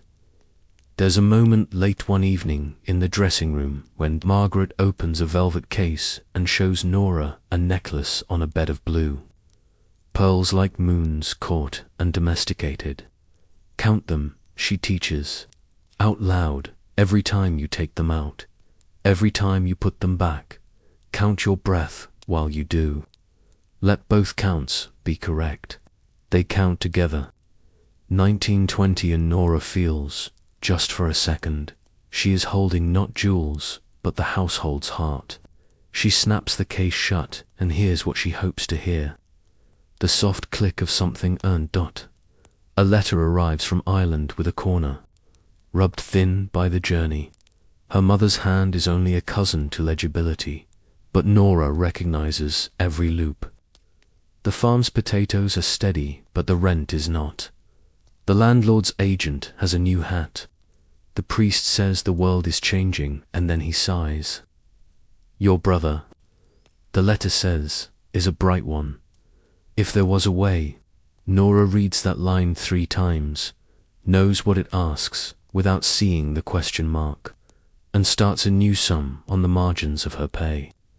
Between maid money is not a river, it is a thread. But threads can pull people across gaps if you keep tension just right. Someday, Margaret says, closing the wardrobe on a spring dress that looks like someone sewed dawn, this room will be yours to run if you want it. Not tomorrow, not next month, but houses remember the girls who learn. The sentence lands like an invitation and a dare. Nora goes back downstairs, counts desert forks, practices the smile you wear when a guest decides to be clever with a servant's time. She is still a girl who hauls coal with her memory, but she is something else, too. A person building a bridge from one part of the house to another with stitches so small no one notices until the crossing is safe. Asterisk. They call it a cottage, the way a whale might call itself a minnow for fun. The Long Island house sits with its face to the water and its back to an army of servants who make water facing possible. Getting there is a campaign. Trunks stacked to the ceiling of a special baggage car with chalk marks like spells. M.BR for master's bedroom, PRL for parlor, Lin for linen. Mrs. Hale's lists multiply. Mr. Parrish consults with a station agent as if arranging a treaty. Mrs. Delaney guards a hamper with a stare that says, if you want to eat before sundown, do not touch the tarts. Nora travels with the upstairs contingently dismayed. Valet, housemaid, between maid, and one footman detailed as a movable wall. The city skims past the train's windows wearing its weekday face. Chimneys like punctuation. Wash strung like flags of nations that all declare either hope or surrender. Then marshland, then the abrupt presence of blue, so much of it that even people who live indoors for a living fall silent. The cottage smells like iodine and money. Inside, it is a rhyme of the townhouse, but with different vowels, lighter slipcovers, bowls of shells, portraits of ships instead of ancestors glowering in oils. For Nora, the first hour is reconnaissance, which stairs sighs, which window will not stay up without a book under the sash, which bell pulls ring twin bell mouths in. The kitchen, the second hour, is unpacking. Dresses breathe again, shawls uncoil, the hair trunk goes to the mistress's room. The box of irons goes to wherever Nora's arm will be tired by dinner. Routines change not at all and entirely. The men take breakfast later as if the tide dictates hunger but want coffee earlier. The family eats fish caught an hour ago, which is a pleasure for them and a puzzle for a kitchen that must keep up with the ocean's generosity. It cooks fast and turns on you faster, Mrs. Delaney warns, like a lover who thinks he's a prince. Outside hours exist, even for servants. They exist in margins, the 5 minutes, walking from the dairy to the pantry when the breeze climbs your sleeve. The 30 seconds you stand on the back steps to decide if the cloud will break. The evening when you carry a tray to the veranda and the sunset looks like someone tipped over a lantern and forgot to be afraid. Annie stands with Nora there once, aloud because the mistress is late to dress, and says, "If I could swallow that colour, I would never be hungry again." Nora says, "Don't. You'd be blamed when the sky came up pale tomorrow. There is new work to learn. Sand everywhere, as if the beach sneaks in under the door when you blink. It finds the hems of dresses, the cuffs of trousers, the bed linens, the bottoms of cups. Shake, then brush, then don't look back," Maggie instructs. Hair tied up in a scarf that makes her look like a sailor with a broom. The summer staff is a smaller orchestra playing the full symphony. You double, sometimes you triple. Nora does hair in the morning, polishes glass in the afternoon, and mends in the evening by a lamp whose flame leans toward the sea as if trying to hear it. The rhythm is not the city's march. It's a tide rush when the family and guests are in, lull when they go out for drives and returns that feel inevitable and late. There is also danger that wears sandals. Parties on lawns expand and spill, like tide water. A cousin dives from a too-high rock because young men climb anything, and for servants are in the surf faster than anyone upstairs understands what has happened. Nora is one of them. She has the strength of a girl who carried coal when it was a job and water when it was a luxury. She is not strong enough to carry an unconscious man alone, but she is 1/4 of exactly enough. They haul him up coughing and cursing, which is gratitude in a language they can translate. Mr. Parrish produces blankets. Mrs. Hale produces scolding. The boy produces a promise not to do it again, which everyone understands is a lie and accepts as ceremony. On a different night, a summer storm turns the ocean into a book you shouldn't be reading. The family's guests are caught in a squall on their way back from a yacht. Servants run with lanterns to the shore, forming a string of lights that looks, from the water, like land inventing itself. Nora stands with a shawl for Clara, who comes, a shawl white as the crest of a wave and shaking like china. Hairpins hold through terror. Nora notes it the way a blacksmith notes a good shoe. Later, when Clara's colour returns with the hot wine they call toddy, she says to Nora, uncharacteristically soft, "Good. It is a small word. It is also wages from a different purse. There are summer secrets, too, softer and more human." Jacob, who whistled in the city, sings here in the shed when no one is supposed to be listening. He sings in Yiddish about a river that goes home and does not. Annie and Albie sit on the back steps once after midnight, shoulders not touching, because they are modest but future-shaped because they are young. Nora does not interrupt, not because she is indulgent, but because she recognizes the currency. A minute freely spent is as rare as a coin struck with your own face. Not everything improves just because the wallpaper has ships on it. A guest with heavy cufflinks and a heavy sense of his own charm corners a housemaid near the pantry and calls it flirtation. The house closes ranks invisibly. Mr. Parrish reassesses seating. The man ends up at the far end of tables and conversation. Mrs. Hale's patrols coincide, mysteriously, with the guests' wanderings. Margaret makes sure no one young is ever upstairs alone when he is drunk. The guest never notices the choreography that keeps him from being a problem. That is the point. Upstairs is meant to think itself spontaneous. Downstairs is not allowed. That luxury. Nora single quotes as learning proceeds in a new light. She asks Margaret, "How do you travel with jewels when everyone knows what you carry?"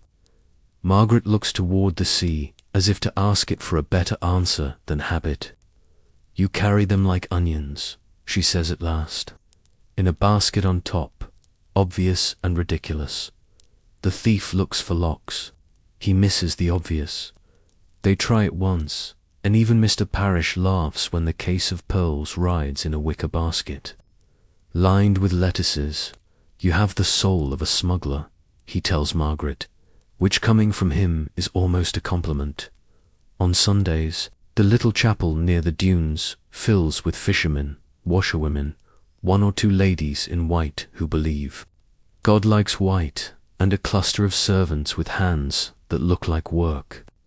The sermon is brief because the priest grew up near the sea and respects tides and hunger. "You are fearfully and wonderfully made," he says, and Nora, who has been treated as equipment for a year, feels a sting behind her eyes she could not have predicted the first time she scrubbed a pot. By August, the house has sand in its bones and a rhythm that would be a lullaby if not for the next list. Return is coming. Boxes reappear. Linens breathe the way soldiers do before marching.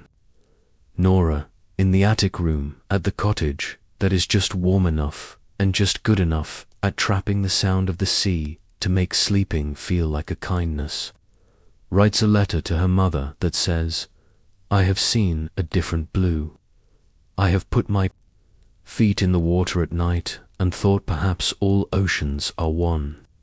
Margaret says there may be a change for me in the fall. I am afraid to hope, and I am doing it anyway." The train ride back turns summer into memory at the speed of steam. The city greets them with a heat of another kind and a smell that is still home to someone who learned to breathe here. The house on Fifth Avenue wakes like a lion being told it is time to be a rug again. The first bell on the first morning back rings with a familiarity that is almost comfort, and Nora remembers salt air or no salt air. The work is the same work wherever. Wealth hangs its hat. Margaret's wedding date is set for late October, and the house hums with a change that sounds like an approaching storm to those attuned to weather. Mrs. Hale interviews two candidates from agencies. One has references as glossy as a magazine. The other has hands that look like she has worked.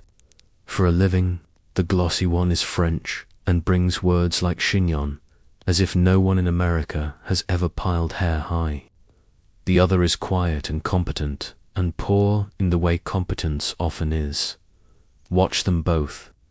Margaret tells Nora without telling her to hope.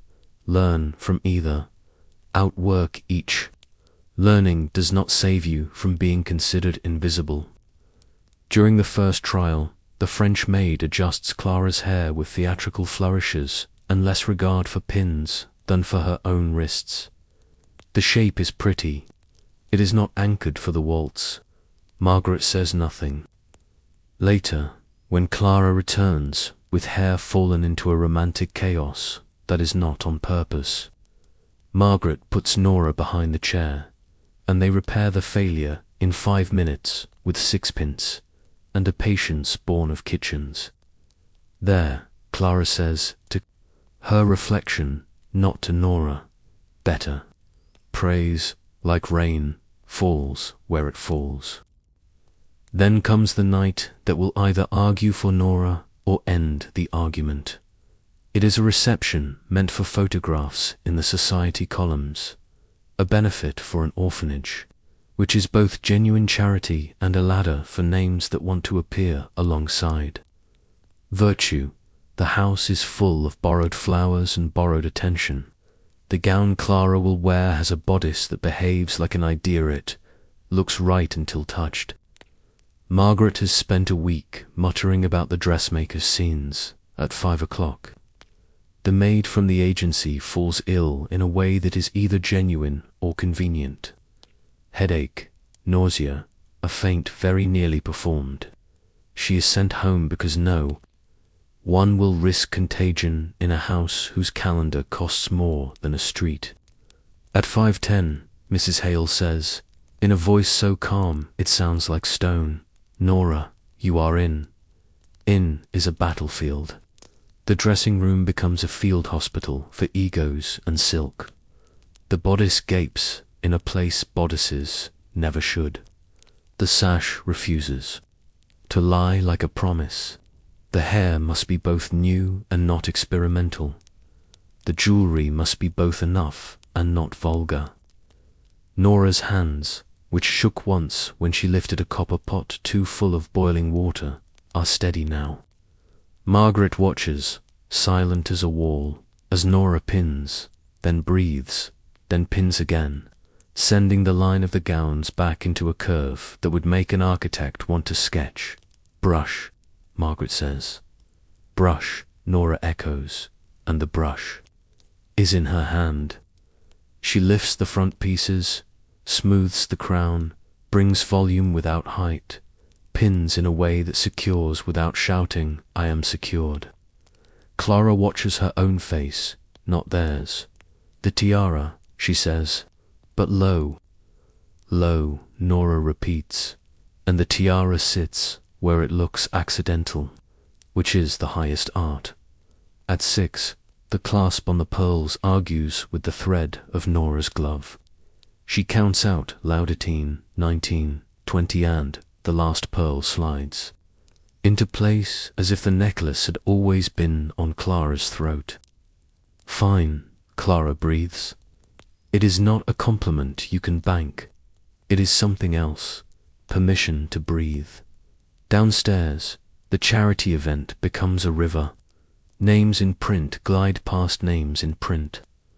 The ladies compare good works with the brightness. In their eyes that says they are also comparing lace. The footmen move like chess pieces guided by a master. Mr. Parrish does not glance up once from his dominion. In the pantry, 10,000 decisions are made to prevent 300 small disasters. Upstairs, behind the scenes, Nora has brought into the room large, quiet things: safety, order, competence. They are not noticed. This is success. The night is not done making tests. Midway through the receiving line, a thread tiny treacherous gives in the underarm seam. Clara feels it as a tickle. She does not panic because panic is for lesser animals. She removes her hand from the guest's glove and says to Nora, by way of the space between their eyes.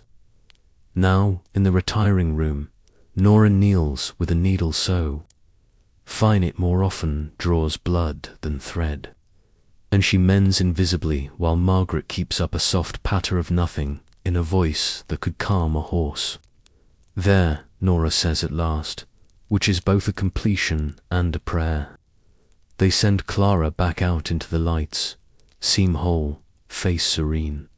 After midnight, when the house has exhaled its guests and inhaled its own fatigue, Mrs. Hale calls Margaret and Nora to her little office where the household ledger lives.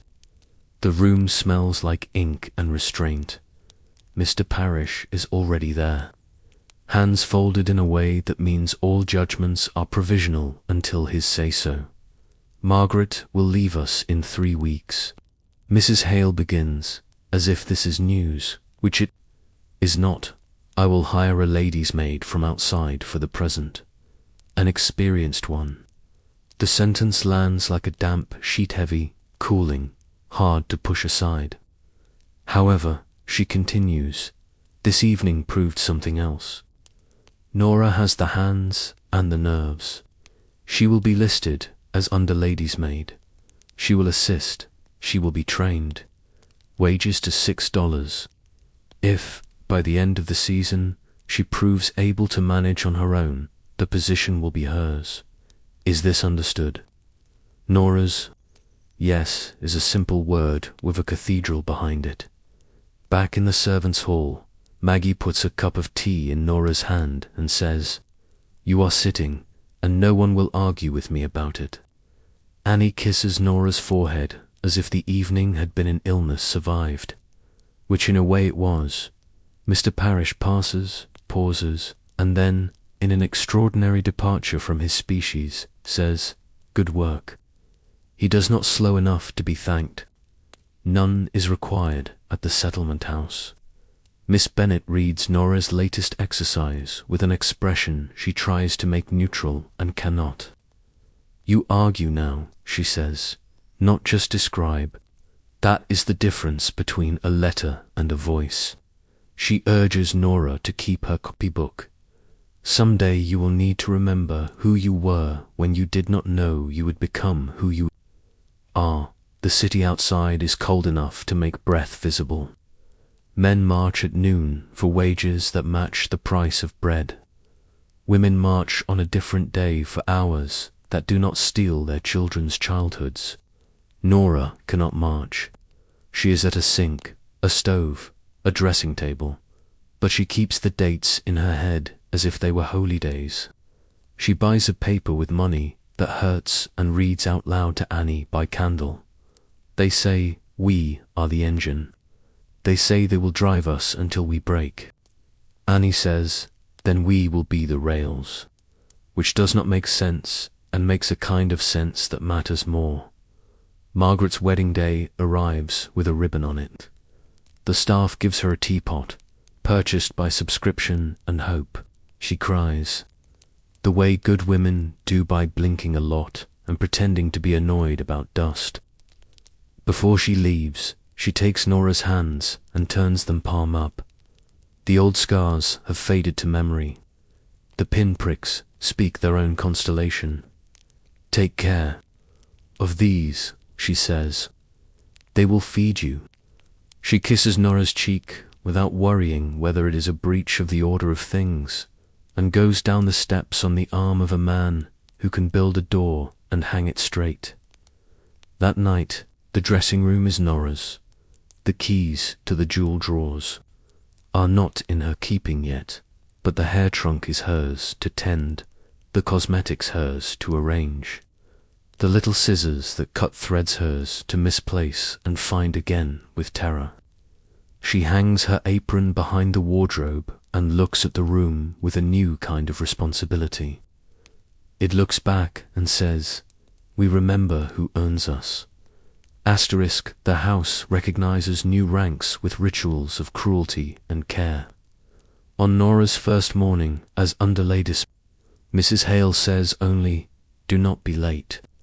On the second morning, Mr. Parrish pauses at the top of the service stairs and does not speak an acknowledgement in his dialect. On the third morning, Clara, sitting before the mirror, says, low, again, but softer, and Nora's hands move as if they were hearing music they know by heart. The winter is a long hallway. You walk it with lamps. Guests dwindle and then return. Influenza knocks politely and then barges in and must be chased out with broth. The city turns grey, then dangerous, then festive for an hour, then grey again. Nora's wages go to 3 places. A small tin under a floorboard with coins that sound like a plan. A money order to Ireland with a note that says, for the boys' shoes and a slate, and a doodled line that looks like a shawl. And pennies to the settlement house for a book of her own, the one Miss Bennet says will teach her not only to write, but to think about writing. Work upstairs carries its own weather. There are days when Clara is gentle and days when she is. The ocean under ice quiet on top, murder underneath. There are mornings when Mrs. Winthrop lets her coffee go cold, telling Nora, not unkindly, that a wife is sometimes a negotiator in a city run by contracts. You must help me look as if I did not sleep, she says once, and Nora thinks we should help you actually sleep. But what she says is cold cloth, then a hint of rice powder. There are nights when Mr. Winthrop is home early and everything in the house straightens by instinct. And other nights when he is home late and the air carries the smell of cigars and decisions, Nora learns to be weatherproof, to do good work in sun and thunder. The test becomes tenure, a week without calamity, a month with only small ones. Spring again with its dust that must be shown the door. In April, Mrs. Hale calls Nora into the little office and writes an entry in the ledger with a pen that rarely enjoys this kind of errand.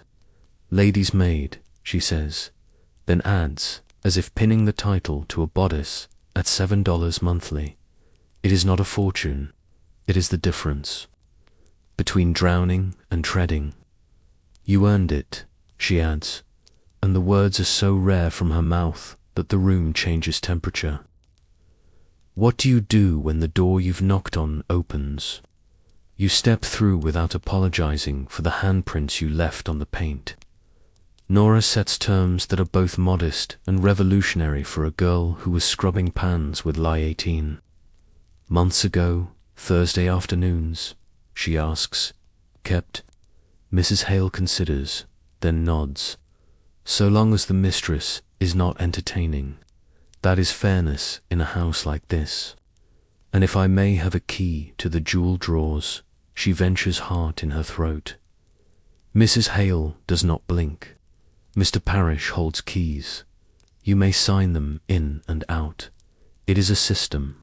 Systems keep girls safe until they learn their own, Nora's. First week with the keys feels like carrying a cathedral in her pocket.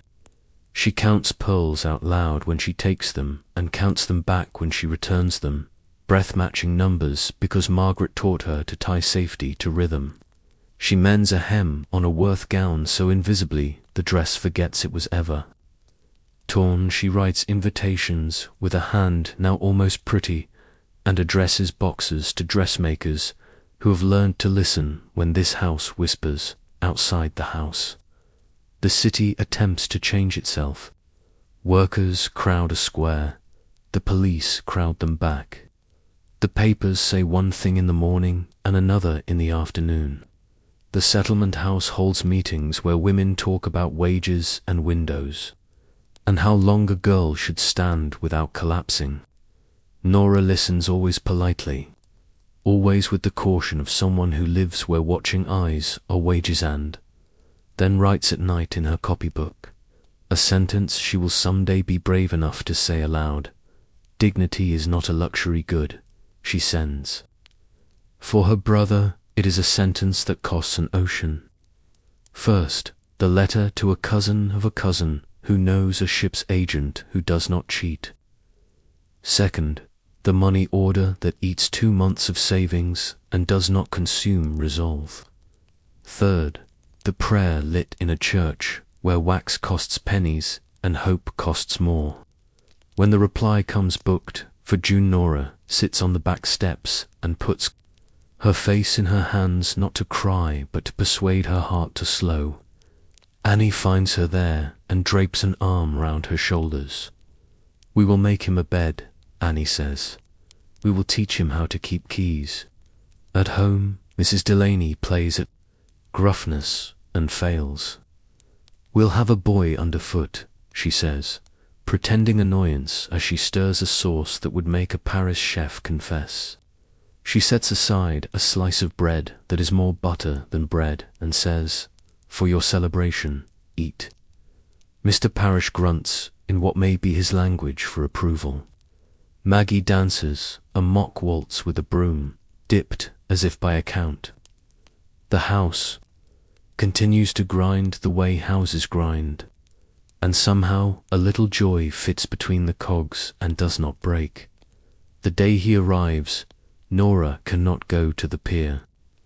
Servants have lives that must be lived between bells, but Annie can go on her half day, and she does. And at 3 p.m, the kitchen door opens and there is a boy, taller than the image in Nora's memory, wearing a coat too big for him and an expression that says the world is both worse and better than anything a postcard can describe. You've grown, Nora says. which is both absurd and true and a way to keep from falling apart. He eats like a ship taught him to be. Grateful.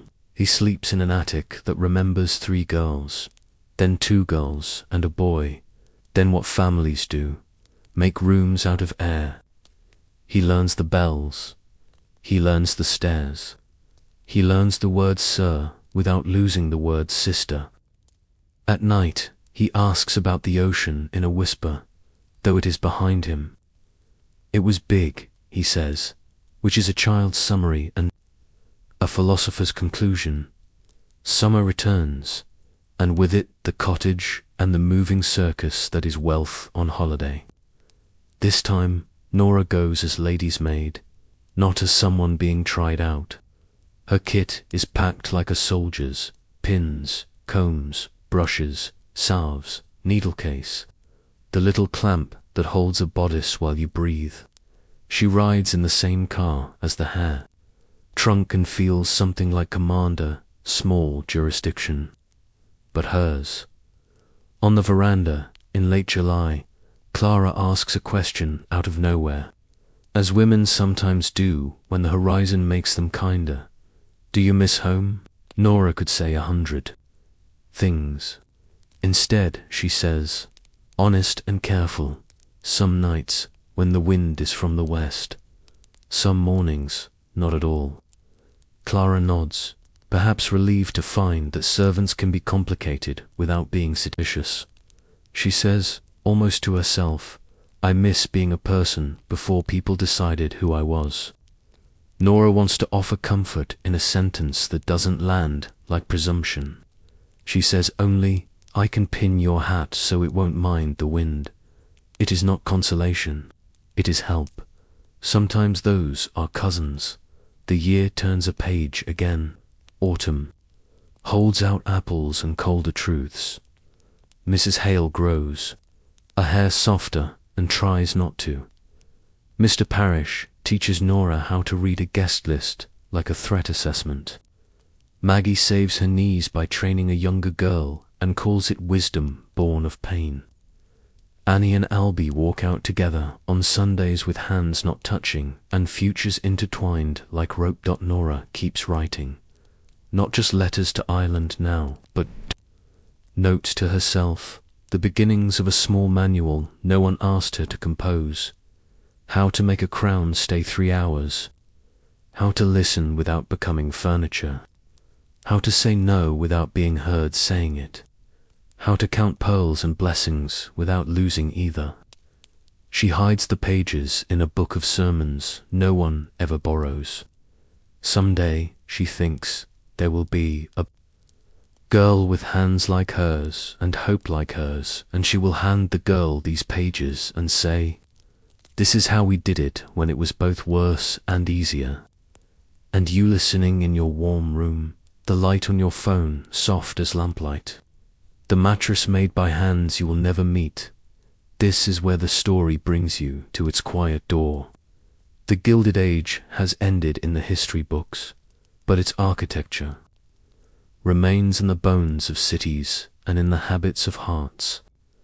Some people still glide because invisible people still carry. Some houses still run on work the owners don't see. Some aprons are off now and called uniforms. Some keys are badges, some bells are apps, but the grammar is familiar. Remember, Nora, when you sign for a parcel, when you leave a cup on a tray for someone else to take, when you ask for help as if help were a natural law. Remember Maggie's knees and Mrs. Delaney's saucers and Annie's cough and Mr. Parrish's odd, hard kindness and Margaret's cream in a little jar. Remember the attic with its bad air and good laughter. Remember the settlement house table, where letters grew spines. Remember the boy stepping through a kitchen door into a life stitched by a sister's wages. Then sleep, if it's time for sleep. The bells won't ring for you at 5 tomorrow, but they will ring somewhere. And if you listen, not with guilt, but with recognition, you'll hear the oldest lesson the Gilded Age can still teach. Comfort is a collaboration. The question is whether we make that collaboration a transaction, a theft, or a thank you. Nora will wake before dawn again. She will set combs and draw parts straight. She will count pearls and breaths. She will send money and bring family. She will hold a door for herself and then keep it open for the girl behind her. She has become, in the quiet arithmetic of ordinary courage, the person she needed when she arrived holding a suitcase with more air than clothes. The house has many rooms. She found the door. She earned the key. And when the time comes to leave, she will not be leaving empty-handed. She will be leaving carrying what the world cannot see but always uses: the skill to take care, the will to take chances, and the memory of how the invisible made the visible possible.